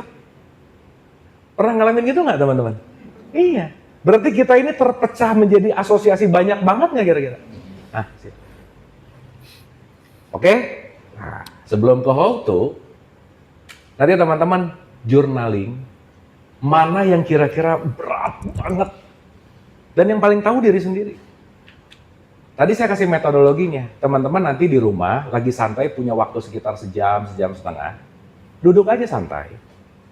Rasain di depan lagi ngobrol sama diri sendiri, tanya. Kamu tuh yang paling kamu gak suka apa? Sok kamu jujur. Apa yang paling gak enak, apa yang paling, semua tanyain. Nah, tulisan, apapun hasilnya ditulis. Menginterview diri sendiri gitu kira-kira. Kalau mau pakai kaca juga boleh sih, ngobrol gitu boleh. Itu salah satu metodenya. Tapi it works untuk melepaskan sesuatu yang kita nggak lepasin selama ini gitu. Karena banyak orang yang nggak bisa ngelepasin karena ada kepercayaan tadi nih. Lah kalau ngomong sama diri sendiri mah bebas, betul nggak? Makanya sorry ya teman-teman ya. Kenapa di tradisi Katolik itu ada pengakuan dosa? Pernah dengar nggak? Pengakuan dosa itu kan sebetulnya bukan masalah dosanya, dia ngelepasin emosinya sebenarnya. Di Islam nggak ada kali ya? Nggak ada sih di Islam ya. Di Islam lebih ke tahajudnya gitu sebetulnya, ke sendiri gitu itu. Jadi kalau teman-teman mau pengakuan dosa, ya ke Katolik dulu sebentar, nanti balik lagi boleh ya. Oke, ya seru loh pengakuan dosa ramai. Saya pernah sekali waktu ke Vatikan nyobain pengakuan dosa gimana sih Romo? Sok masuk katanya. Gini. Oh gitu. Lega. Karena si boleh nggak apa-apa lah ya, ini mah di kita aja ya. Soalnya sebenarnya nggak boleh diceritain. Boleh ya. Kenapa? Maksudnya orang mau misalkan saya ya untuk mengakukan dosa itu diizinkan. Oh boleh. Open bu. Oh, Iya. iya. Yang jangan ketahuan netizen. Oh jangan aja. Nah, kalau itu bahaya ya. Begitu gini ada yang motret di sini, wah udah panjang. Iya sih, tapi nggak apa-apa lah ya. Kan yang kafir si Abu, bukan saya. Ya. Pertanyaan pertama adalah menarik banget. Apa yang selama ini kamu tutup-tutupi dan malu? Ada kalimat malu untuk kamu ceritain. Wah sadis. Dan itu karena dibikin private, dibikin nyaman, dan itu kan udah ada code of conduct-nya ya teman-teman. Ini tuh nggak boleh keluar. Ini selesai di ruangan ini. Dan kita nggak tahu ngobrol sama siapa. Nggak tahu. Dia nggak tahu ngobrol sama siapa, nggak tahu. Tapi mungkin dari dianya mah tahu kali ya, satu, oh ini gitu mungkin ya. Saya kadang-kadang suka mikir, ini mah kacanya dari situ bisa ke sini sih kayak. Nggak ada yang pakai kayak kelambu gitu. Jadi memang ngobrol, makanya kan kenapa kalau si pendeta itu disebut Imago Dei, karena dia mewakilkan untuk kalau ngobrol ke Tuhan kan abstrak, seenggaknya melalui dia gitu kira-kira. Dan pertanyaan pertama, apa yang kamu sangat malu untuk ungkapkan dan kamu pegang udah lama? Sok ngomong sama saya, dia bilang. Bla. Wah dari situ. Jadi memang bagus banget untuk rilis gitu intinya. Ya, oke ya, sampai sini ya. Dapat ya? Kira-kira apa yang tadi saya ceritain, apa sesuatu yang masih tersimpan lah, apa banyak nggak di dalam? Banget, banget, banget. Nah, salah satu nanti kalau how to untuk ngelepas-lepasinnya meditasi sih. Tapi nanti kita akan bahas satu-satu. Struktur berpikirnya oke dulu nggak teman-teman? Dapat ya? Clear ya? Jadi at least ada sesuatu dulu. Sebenarnya kita tahu ini cuman satu. Ingat ya, segala bentuk yang kembali kita sebagai karma, sebagai kembali itu karena ada keputusan. Minimal teman-teman, dengan ngerti ini dulu saya nggak pernah bosan dan bakal selalu cerewet ngomong ini ulang-ulang. At least kita punya jeda dulu sesaat. Dah. Misalnya benci sama orang, kalau reaktif sikat satu nambah lagi. Dan ini bisa nambahnya wah eksponensial banget gitu. Tapi kalau kita begitu sadar, mau sebel, aduh bekas ibu lagi, lumayan nih. Mau benar, mau enggak, mau apa, buat saya sih nggak terlalu gimana gitu ya. Tapi, saya menyadari dari semua knowledge tentang konteks apapun, itu satu yang works buat saya adalah saat mau mengambil keputusan, saya berpikir ulang untuk memutuskan saat itu. Karena kenapa? Saat aku memutuskan tanpa keluar kesadaran, saya akan nyimpan ini satu yang baru gitu kira-kira. Sampai sini oke? Sip ya. Teman-teman ingat nggak waktu kita bahas, setiap tindakan perlu energi. Ingat nggak? Berarti kalau kita marah perlu energi nggak? Berapa persen energi dipakai dan dibuang ke tempat yang nggak penting? Nah ini at least membuat, kan saya punya hashtag nih 2026, hemat energi. Nah gitu.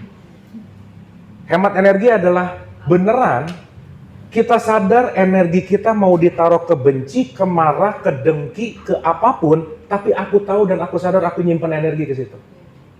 98% gak menyadari energinya kemana. Maka jangan heran, gak ngapa-ngapain tapi lemas. Pernah gitu nggak? Nah, udah selesai. Itu leaking tuh. Dan semua ada di sini biasanya. Handphone ini nggak dipakai, berkurang nggak baterainya? Kenapa? Ada background system yang bekerja. Background system yang bekerja di kita, subconscious mind, itu rata-rata datang dari kecemasan, ketakutan, kekhawatiran. Kecemasan, ketakutan, kekhawatiran. Oh ya, mumpung saya nggak lupa teman-teman, satu poin ya. Dropping frekuensi paling rendah baru kemarin ada nih, satu penelitian baru nih. Satu poin aja. Hal yang membuat kita sangat syuk ke bawah, itu namanya jealous atau cemburu. Udah hati-hati aja. Once ada jealousy, ada kecemburuan, di situ pasti ada pembandingan. Dan saat membandingkan, wah ininya gitu. Membandingkan lagi, tambah lagi. PR-nya banyak lagi. Nah kalau di rumah Salam ada scanning kayak masuk ke airport gitu ya, nit gitu. Ini kayaknya yang datang ke sini, wah udah hitam banget aja gitu kira-kira. Ininya udah wah aja gitu. Tapi ya balik lagi, it's good point saat kita menyadari bahwa we need help gitu kira-kira. Oke? Dapat ya? Dan yang kedua, semakin ngerti ini, semakin mengurangi tingkat menyalahkan. Udah. Once kita udah belajar tidak banyak menyalahkan, kita akan mulai pelan-pelan ngebersihin ini. Makanya teman-teman, kemarin ada satu simposiumnya tentang kesadaran, indikator, parameter, indikator. Saya suruh ngomong gitu, cerita. Dan bikin se-short mungkin, sejelek mungkin, dan sesederhana mungkin dengan, jadi gini, ini kayak pertanyaan, tapi dijawab dengan short answer yang esensial gitu. Ada yang tanya, kesadaran itu apa? Saat aku tenang. Kesadaran itu apa? Baguslah jawabannya. Pas datang ke pertanyaan ke saya, nggak tahu teralirkannya satu poin gitu. Jadi menurut kamu kesadaran apa? Dapat jawabannya saat itu menarik banget. Saya juga amazed gitu ya dengan alirannya. Simpelnya gini teman-teman. Orang yang semakin berkesadaran, semakin enggak banyak komplain. Dah itu aja. Jadi silahkan hitung komplain harian teman-teman. Sok gitu. Komplain ini, komplain ini, komplain ini. Berarti saat kita komplain, kita lagi ada di sini. Kita lagi ada di illusion. Berarti kita lagi tidak menerima kenyataan. Oke? Dapat ya? Ya. Masa yang tepuk tangan satu orang? Dua orang? Ya. Sip nih. Dah. Kita pelan-pelan nggak apa-apa ya teman-teman ya. Dikunyah, di refleksi. Nah, ini satu lagi aja, ini yang saya dapat kemarin juga nih. Nah, ini menarik teman-teman. Jadi, lebih dalam menyadari kenapa sistem semesta itu tertinggi namanya kasih. Ya. Ya. Tapi ada nggak yang namanya jelas positif? Iya sih. Nggak, maksudnya saya Paham. lihat. Aduh, kok orang itu bisa ya? Itu termasuk jelas ya? Kayaknya tuh bisa kayak gitu atau menurut kamu itu bukan jelas? Gini, jealous itu adalah emosinya. Oke? Emosi itu adalah energi. Berarti jealous itu adalah energi, tergantung kita mau menggunakan energi itu ke positif atau negatif. Depend. Cuman yang tadi Abu ceritain di jurnal itu, orang yang jealous rata-rata langsung ke sini. Membandingkan akhirnya. Nah, membandingkan yang ada di sini, akhirnya ngebuat dirinya nggak worthy. Aku tuh nggak, udah tuh, begitu nggak worthy, dia nggak betah jadi dirinya. Nah, tadi yang disampaikan, ini orang bisa gini, jealous deh, aku harus lebih baik. Nah, arahnya di sini. That's good. Gitu. Ya, sip. Nah, itu kayaknya tadi pengakuan dosa ya.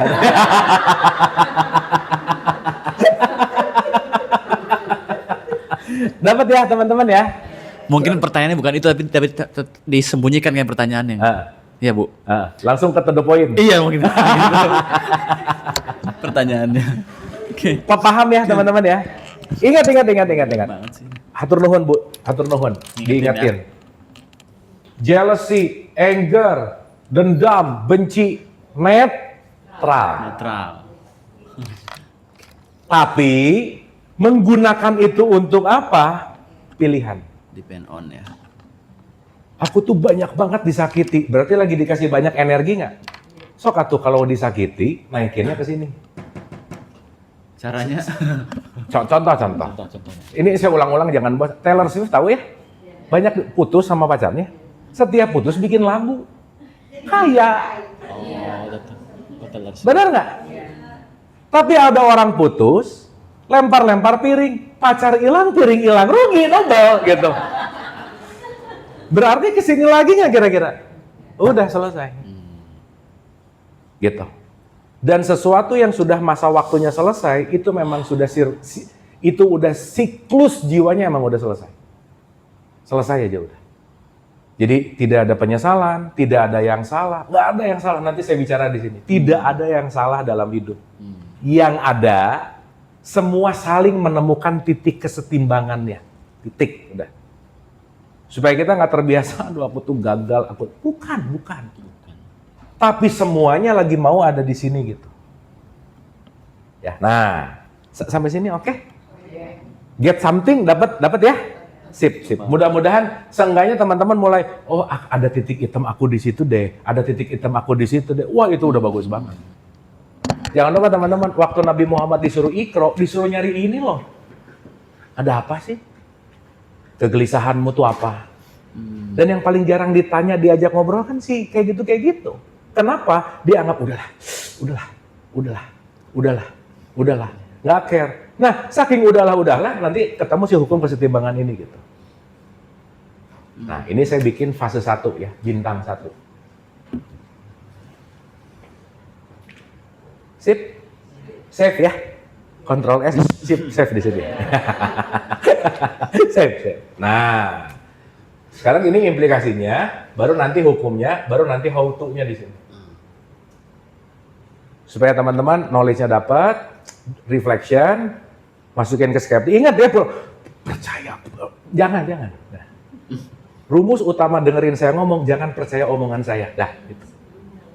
Dengarkan hanya sebagai suara. Selesai. Ya, kenapa?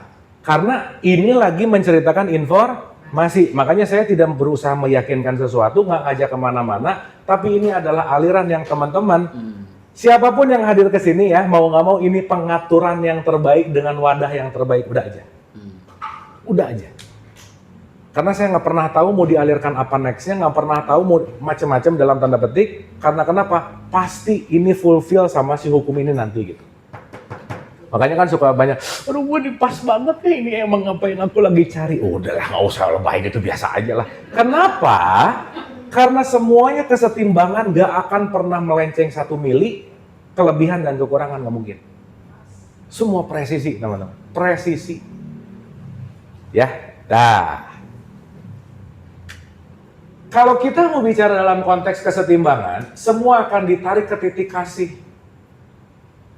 Makanya kalau ada pinjam tradisi Islam, jadilah umat pertengahan. Kalau pakai bahasa Arabnya disebut umatan wasaton. Jadilah wasit. Wasit itu nggak boleh berkubu ke Manchester United atau ke Arsenal. Meskipun MU menang kemarin ya. Gitu. Oh di sini nggak ada fans bola ya. Gitu. Dia harus ada di pertengahan. Oke? Dah. Teman-teman kira-kira si titik-titik makin banyak. Ini saya cuma mau menggambarkan, memudahkan ya, supaya tervisualisasi nanti teman-teman kunyah dan alami dalam keseharian. Let's say jealousy-nya ke negatif, benci ke negatif, apa dan lain-lain, titik. Anggap aja semakin titiknya banyak, semakin berat, dia semakin mengayun ke area positif negatif.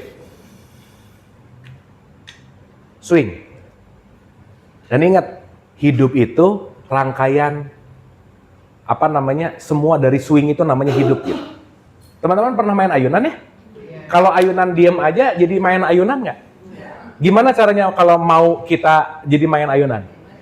Mundur dulu, lepas ke depan, ke belakang, ke depan, ke belakang, sampai nanti akan ada kesini lagi nggak kira-kira?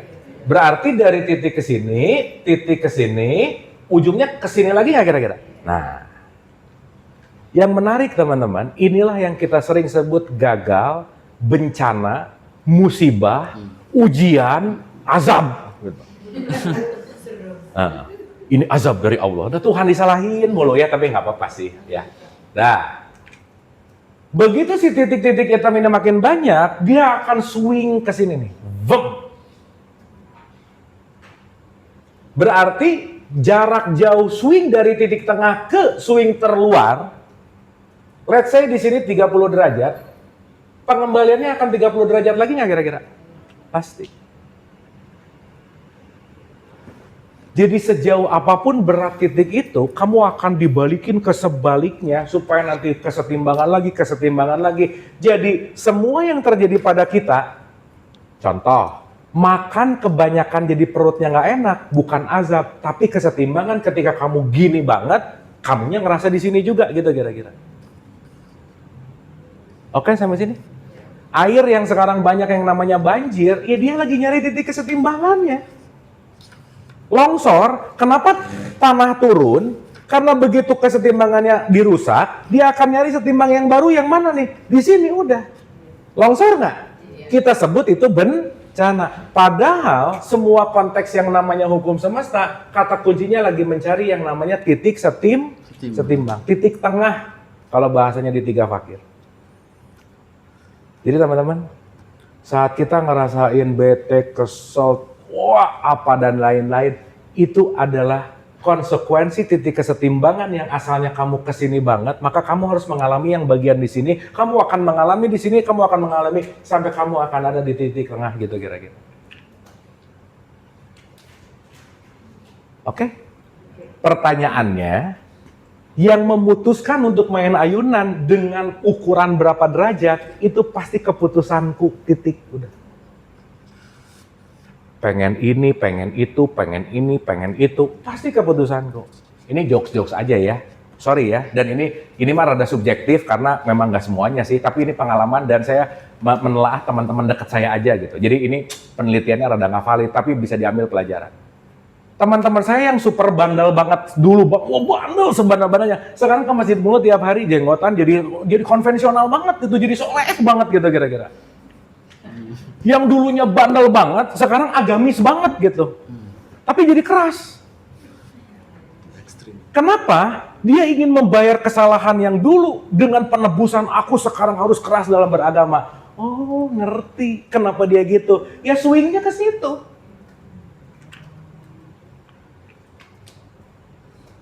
Dan kalau titik-titiknya nggak jauh-jauh amat mah aman lah teman-teman. Ya paling udah. Ini kan yang datang ke rumah salam tuh gini banget ya. Jadi pas gini lepas landas banget. Kayak naik kora-kora gitu kira-kira. Sok naik kora-kora duduk di paling ujung sama di tengah, beda nggak rasanya? Iya, kalau mau dapat sensasi kan paling ujung nih. Ya kira-kira rumah salam tuh penyelamat yang udah di ujung-ujung lah gitu kira-kira. Kan pasti gitu.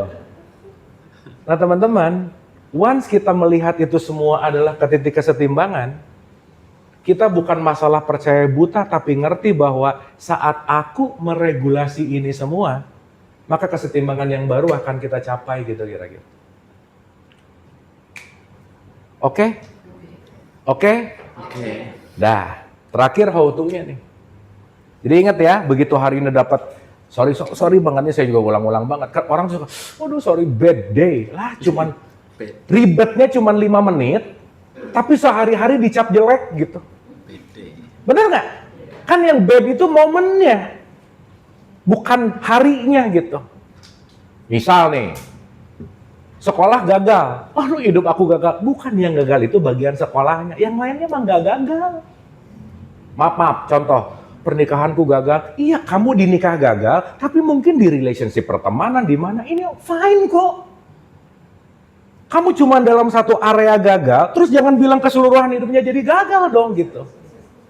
Paham maksud saya Bu Pak? Dapat ya? Dan generalis itu yang ngebuat begitu gagal di yang satu, hancur hidupku gitu. Lebay. Padahal yang error cuma satu bagian gitu kira-kira. Nah itulah kalau pakai bahasa Quran, kalau kamu bersyukur akan aku tambah. Lihatlah segala sesuatu yang masih banyak, karena kenapa? Jangan-jangan kita fokus sama yang di sini, lupa bahwa potensi-potensi di sini tuh masih bisa terus berkembang gitu. Oke? Sip ya? Paham ya? Nah, nomor 1 how to-nya. Nomor 1 nih how to-nya. Belajar untuk tidak menolak perasaan, itu nomor 1 aja. Coba mulai besok ya teman-teman.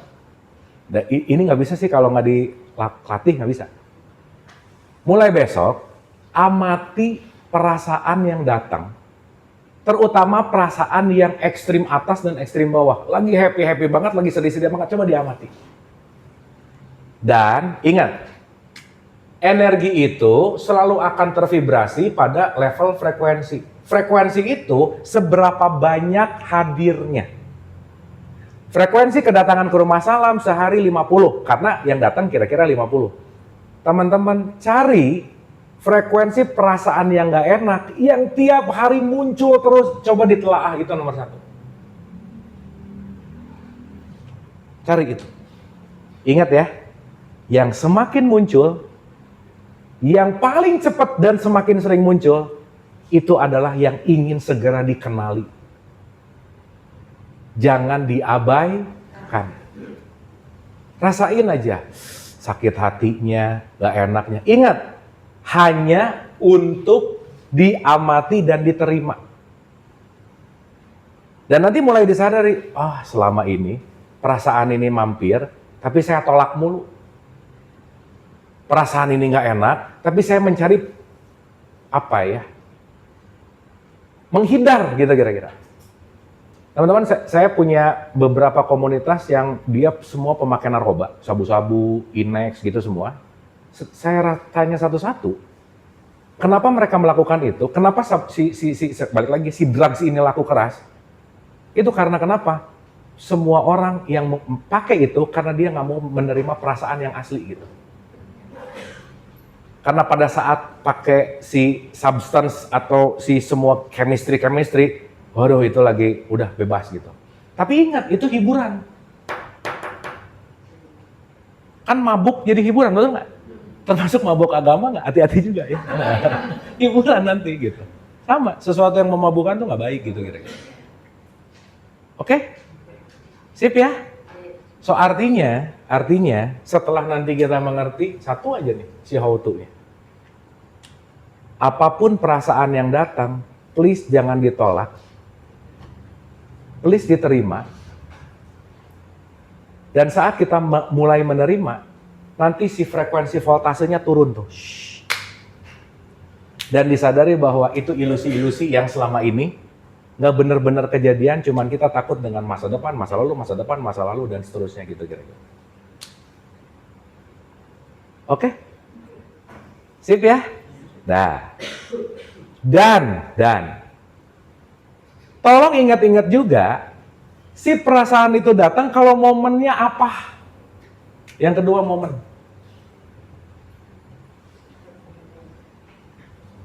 Lagi nonton drakor misalnya, misal, lagi ini, nah, ingat momen. Nah, nanti, karena nanti pertemuan yang ngomongin tentang emosi, kita akan belajar trauma rilis dari semua apapun ini. Nah teman-teman, kalau mau pakai cara saya dulu, waktu saya sembuh dari trauma anxiety, teman-teman pernah saya ceritain ya, saya pernah nggak keluar kamar setahun, gara-gara stres banget gitu. Setiap perasaan nggak enak, dimanapun, kapanpun saya tulis, jam segini perasaan saya ini. Jam segini perasaan saya ini. Setelah dilihat-lihat, ternyata sama semuanya. Baru nge. Nah ternyata teman-teman, maaf ya, kalau ada orang ditanya, kamu masalahnya banyak banget, oh pokoknya bukan banyak, tetapi tidak terpetakan, itu yang bermasalah. Nggak teridentifikasi. Sehingga jadi nggak tahu harus mulai dari mana gitu kira-kira. Jadi aja, aduh, pokoknya masalahnya banyak lah, ya apa banyaknya? Pokoknya banyak, terus aja di situ. Tapi nggak pernah bisa keluar ini loh. Pertanyaannya gimana mau nyembuhin orang lukanya nggak tahu. Ya, makanya bagaimana luka akan disembuhkan kalau kita nggak tahu koordinat lukanya gitu. Oke? Ya. Perasaan itu kan dia kadang tersembunyi, yang tadi saya bilang tidak teridentifikasi. Ya. Nah, gimana melatih untuk mengenal? Kan ada yang nggak bisa mengenal perasaan kecuali kita yang udah belajar ya. Ya. Nah itu gimana Kang Agus? Tulis Bu. Oh gitu. Enggak, maksudnya aku sedih, Iya, gini. aku apa gitu itu Iya, kan gini. nggak semua bisa ngerasain gitu. Betul. Gini. Lampiaskan dalam bentuk cerita. Karena banyak orang nggak bisain sedih, benci, cemburu. Nggak bisa bedain. Pokoknya gitu sama rasanya. Tapi saat tadi yang saya bilang, mulai menelaah, aduh aku tuh hari ini gini, dilepasin aja. Nah nanti teman-teman sebenarnya jangan diceritain sekarang, tapi lanjut aja ya. Intinya sebenarnya bukan ngelepasin itunya, bukan. Tapi teman-teman punya me time sama jiwanya, intinya itu aja. Intinya kita mendengarkan jiwa kita yang lagi mau cerita. Berarti meluangkan waktu nggak sebenarnya? Iya, itu intinya, me time. Dan saat me time itu diulang-ulang, pelan-pelan ya teman-teman ya, kita akan semakin peka ngerasain, oh lagi gini nih. Oh lagi gini nih. Oh lagi gini nih. Nanti pelan-pelan makin kenal. Saya pribadi ya, mulai menyadari, ya ampun, saya punya banyak sahabat di luar, tapi saya ternyata tidak bersahabat sama diri sendiri gitu. Saya bisa dengerin orang curhat, ngomong iya, tapi dia yang curhat nggak saya dengerin gitu misalnya. Jadi yang paling dekat malah paling jauh gitu kira-kira. Nah, berarti kalau menjauh lagi mau mendekat nggak kira-kira? Berarti kalau kita lagi diingetin mendekat, dikasih orang nyebelin nggak kira-kira? Iya. Ingat, hukum Tuhan itu kan sebaliknya. Saat Tuhan ingin hadir menjadi welas asih, maka kamu perlu mendapatkan dan kamu perlu menemukan orang yang menyebalkan. Karena welas asih Tuhan akan terjadi di situ. Maka Tuhan kesabarannya mau datang ke kita, kan kalau di Asmaul Husna di Islam kan terakhir Tuhan Maha Sabar, benar nggak? Berarti kalau Tuhan mau sabar datang ke kita, harus ketemu yang nyebelin banget ya kira-kira? Iya, oh. Begitu nyebelin banget, Tuhan mau keluar sabar ini. Begitu susah banget, oh Tuhan mau keluar memudahkannya nih gitu. Dan nama-nama Tuhan itu kan nggak terbatas, betul nggak? Jadi kalau dalam bahasa tasawuf, kita akan sangat surprise. Begitu kejadian apapun yang terjadi, satu poin bahwa nama Tuhan mana lagi nih yang akan aku alami gitu. Nah tapi ngerti ininya gitu. Ya kalau misalnya tahu itu nama Tuhan yang dialami, nama Tuhan apa sih gitu kan abstrak banget gitu. Nah saat kita ngerti knowledge-nya, alurnya, oh ternyata yang datang ke kita cuman manifestasi item-item ini mewujud untuk aku jadi sadar. Ya ampun, ternyata lu datang buat ngingetin aku yang ini. Nabi Muhammad perang lebih 70 kali, cuman mau keluar satu statement, musuh yang besar bukan perang tapi diri sendiri. Cuma mau dapat itu gampangannya gitu kira-kira. Sip ya? Jadi teman-teman yang datang ke Salam yang banyak masalah, bersyukurlah. Kenapa? Swinging menuju kepada pencerahannya, potensinya besar. Besar aja udah. Mungkin pada saat mengalaminya sekarang, tapi teman-teman, at the end of the day, ya makanya saya bisa high, dulu waktu depresi mau sama aja ya. Teman-teman kebayang saya ngelihat pintu kamar, ketakutan loh. Jadi kalau ada sekelek, langsung aja. Begitu pokoknya kebuka ada orang, wah udah aja. Udah aja, tuh hampir setahun lah gitu. Ngurung apa, wah gitu-gitu. Tapi ya balik lagi, setelah dilampaui, ya ampun, ternyata ya, kalau nggak gitu nggak gini. Kalau nggak gitu, nggak gini, gitu. Makanya kan pernah bicara ya bahwa tragedi plus waktu sama dengan komedi, udah gitu aja. Kalau tragedinya udah lewat, semuanya akan jadi komedi. Saat kita nanti bayangin, sekarang yang lagi punya masalah ABC, at some point di suatu waktu, ngobrol sama siapapun kita hahi gara-gara itu pasti terlampaui. Nah saya bisa nyeritain saya waktu depresi karena udah dilampaui. Jadi komedi nggak kira-kira? Nah itulah kenapa Tuhan itu maha komedi. Terima kasih Mas Abi, silakan.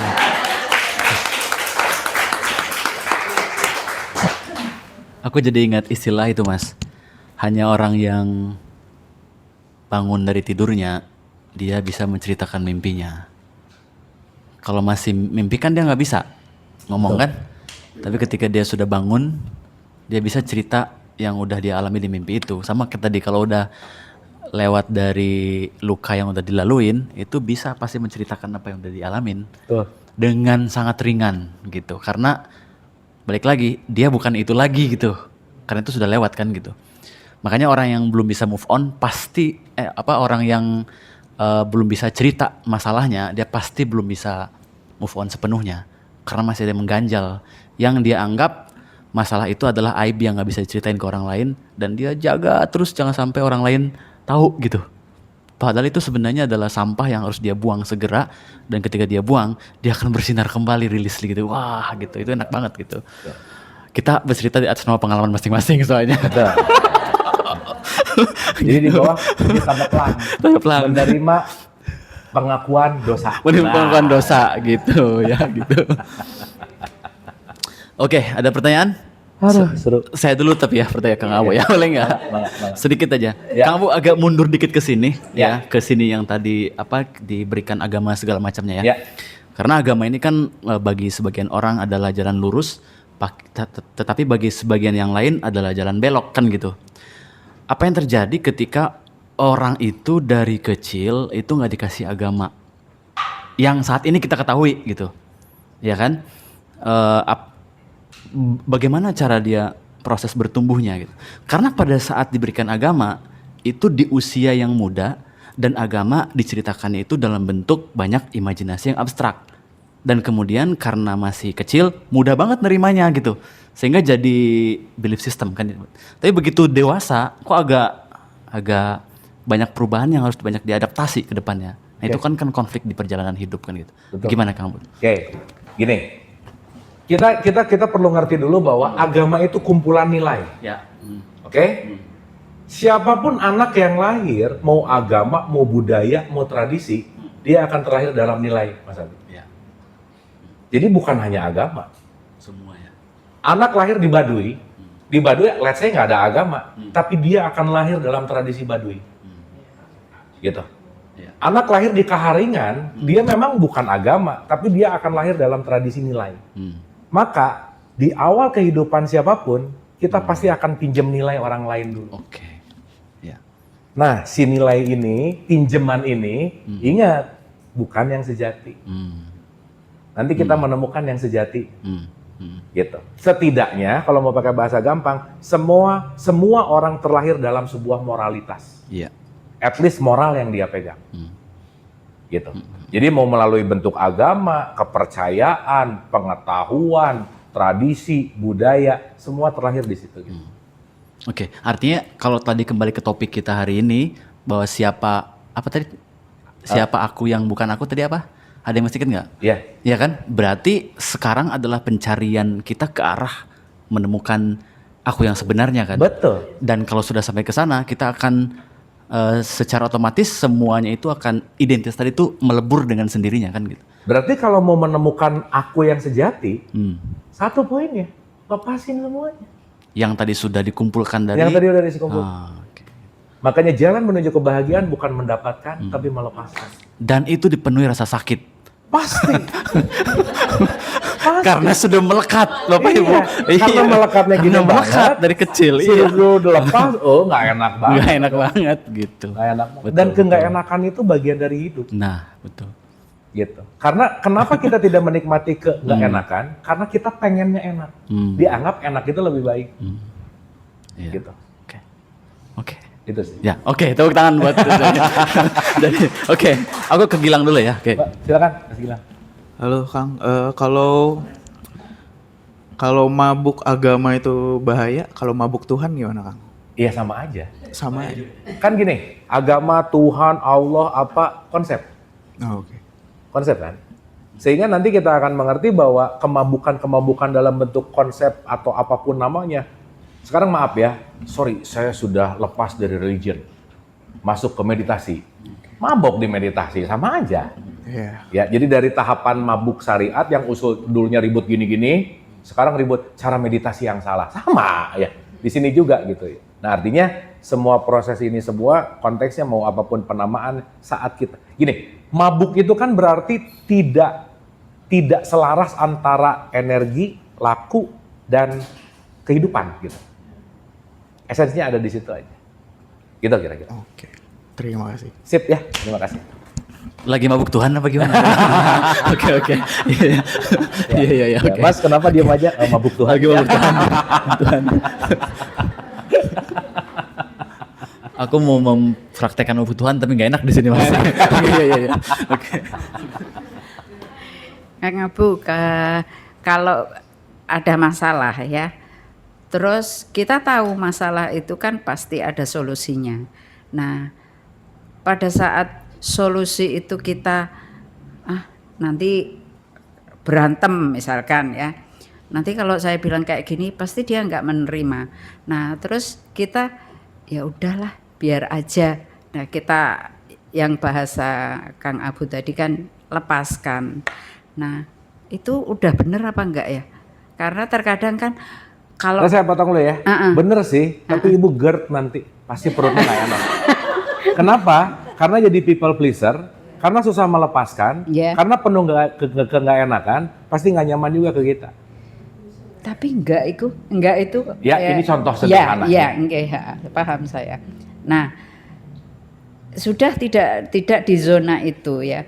Karena saya berprinsip saya enggak mau di zona aman. Nah, yang menjadi beban saya, pikiran ya.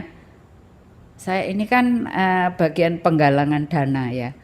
Terkadang karena saya setiap melakukan sesuatu kayak masuk ke tahun 2026 ya.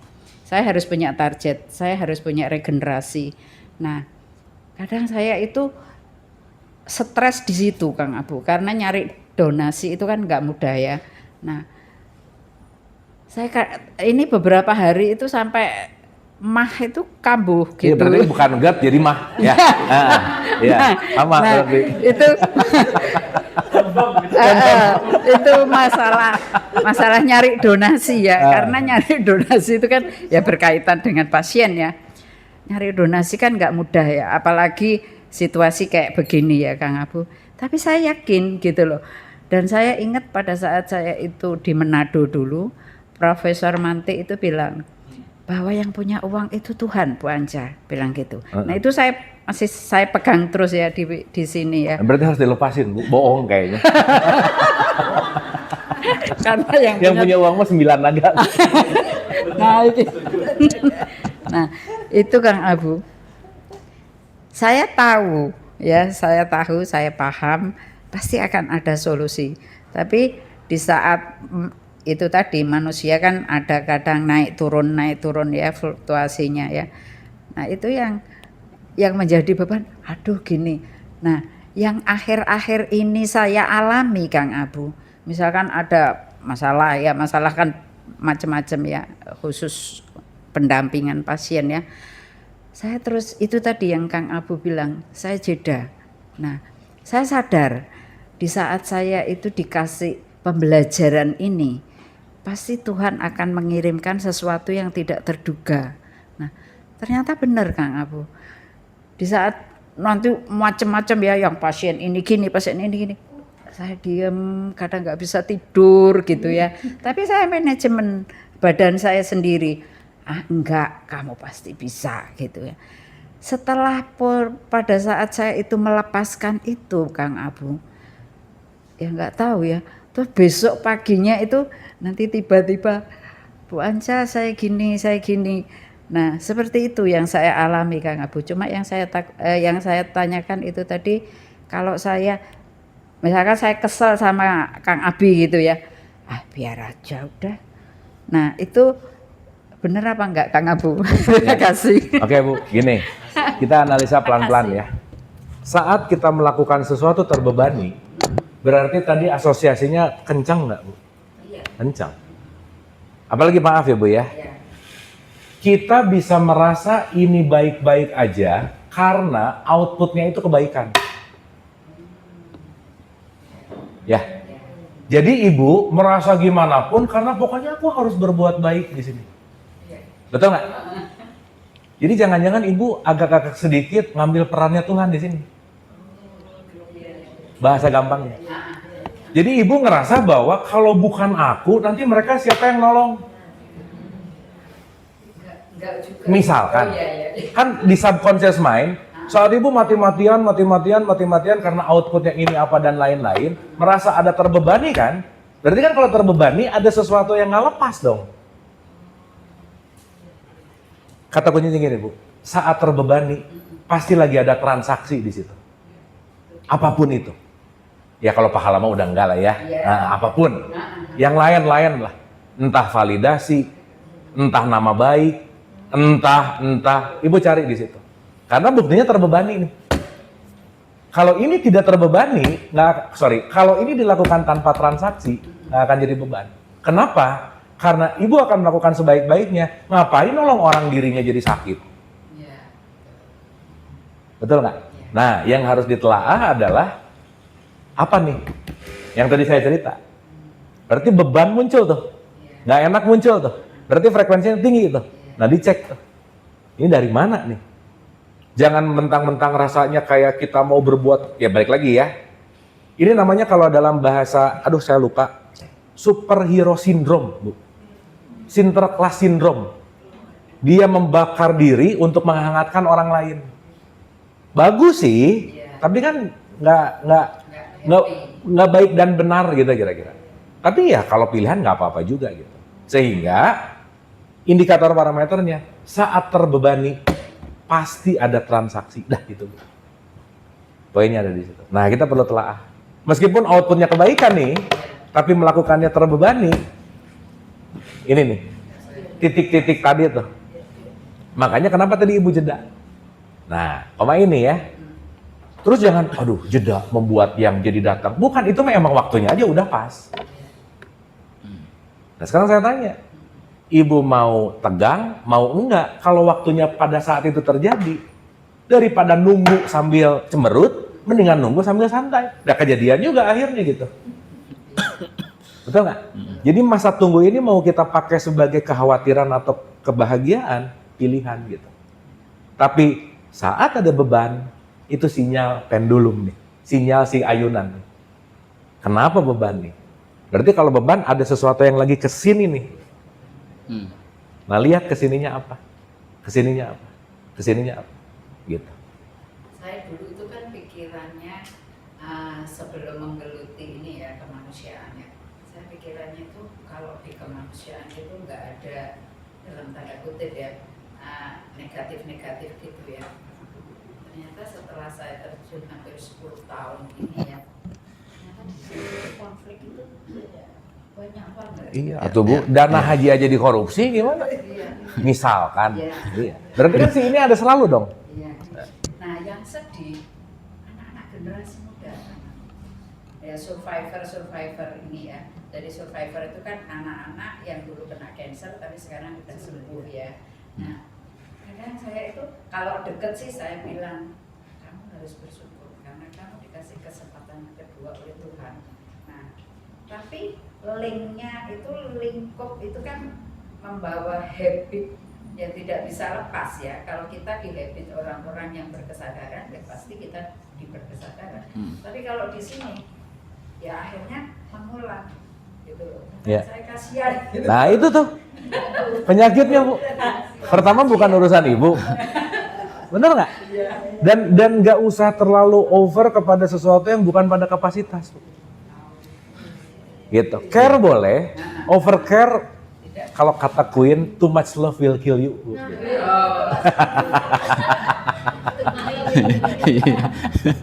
Gitu Bu ya. Gitu. Nah itu PR tadi yang satu Iya, Bu. betul. Dicek. Dan itu akan orang-orang yang belajar kesadaran itu biasanya konflik di sini nih. Dia ngerasa udah di sini tapi kok ketika berbuat sesuatu yang harus ditolong gitu ya, terus kita nggak nolong, terus ada rasa guilty gitu. Kemarin-kemarin aku kan nggak masalah kalau nolong ya gitu, tapi sekarang kok gimana ya? Jangan-jangan aku kehilangan empati, jangan-jangan aku kehilangan apa istilahnya perhatian gitu.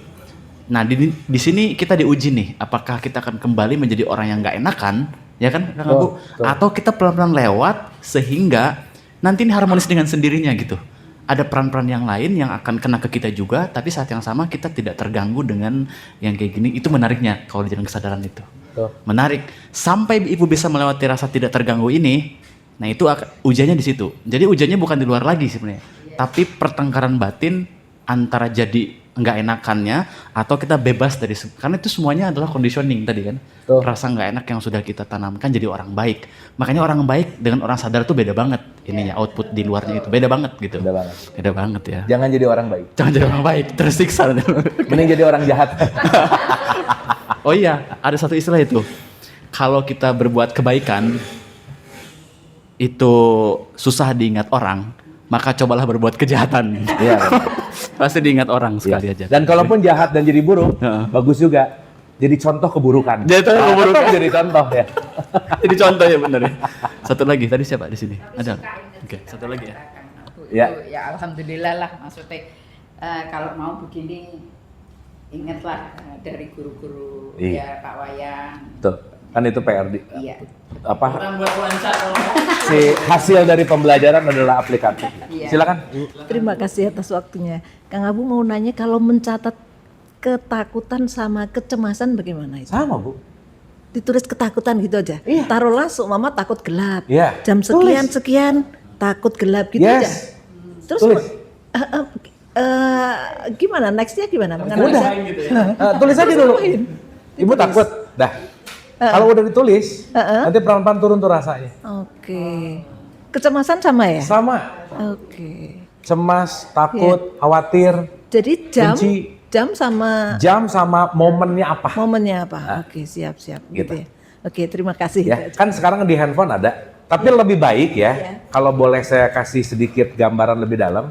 Yang terbaik adalah nulis pakai bolpen di kertas.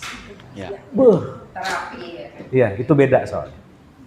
Ya, nanti di pertemuan yang akan datang, teman-teman hasil PR-nya kita bahas pelan-pelan. Iya. Oke, Kang Alfi. Karena pertemuan berikutnya adalah tentang emosi bukan musuh tapi Nah. pintu. Sip. Nah itu yang akan kita bahas Siap. yang akan datang ya. Oke. Oke, Sip. teman-teman, cukup ya. Mantap. Oke, jadi terima kasih, tepuk tangan dulu buat kita semua di sini, boleh nggak? Jadi hari ini kita belajar tentang bahwa aku yang selama ini dipikir aku ternyata bukan aku yang sebenarnya. Karena kita akan berhadapan dengan main sebagai narator, ya kan, setiap hari, dan kita waspada dengan itu semuanya. Dan aku yang selama ini adalah hasil conditioning kita di masa lalu. Ini Maka kalau mau tugasnya pakaiin adalah, kali, supaya lebih enak. iya, maka ya tugas kita untuk nggak ada. Cek. Cek. Nah, ya. Iya, seperti mana tadi kan? Maka tugas kita adalah tadi kamu bilang untuk mencatat semua emosi-emosi itu tadi supaya bisa ke track, karena biasanya kalau nggak ke track ya akan sama gitu sebenarnya kan. Jadi sebulan ke depan kita akan coba itu, dan aku sering praktek yang kamu tadi bilang dengan cara nulis, bahkan dengan cara diem pun itu bisa melakukan ya. Jadi kalau lagi cemas cukup diem, amati, nanti pelan-pelan turun dia emosinya. Asal kita mengizinkan untuk hadir kayak yang tadi kamu bilang, me time dengan diri sendiri itu sangat jarang kalau lakukan. Itu semacam self terapi buat kita keluar dari rasa cemas, depresi dan lain-lain. Akan tahu kalau kita praktek, dan kita nggak pernah tahu kalau kita tidak praktekannya dan hanya tahu dari orang lain. Thank you banget teman-teman semua. Kali ini yang aku terima kasih banyak atas waktunya. Semoga bertemu lagi di masa yang akan datang. Assalamualaikum warahmatullahi wabarakatuh. Waalaikumsalam. Makasih ya teman-teman ya. Nuhun. Mantap. Recording stuff, foto bersama. Oh iya. Foto bersama, oke.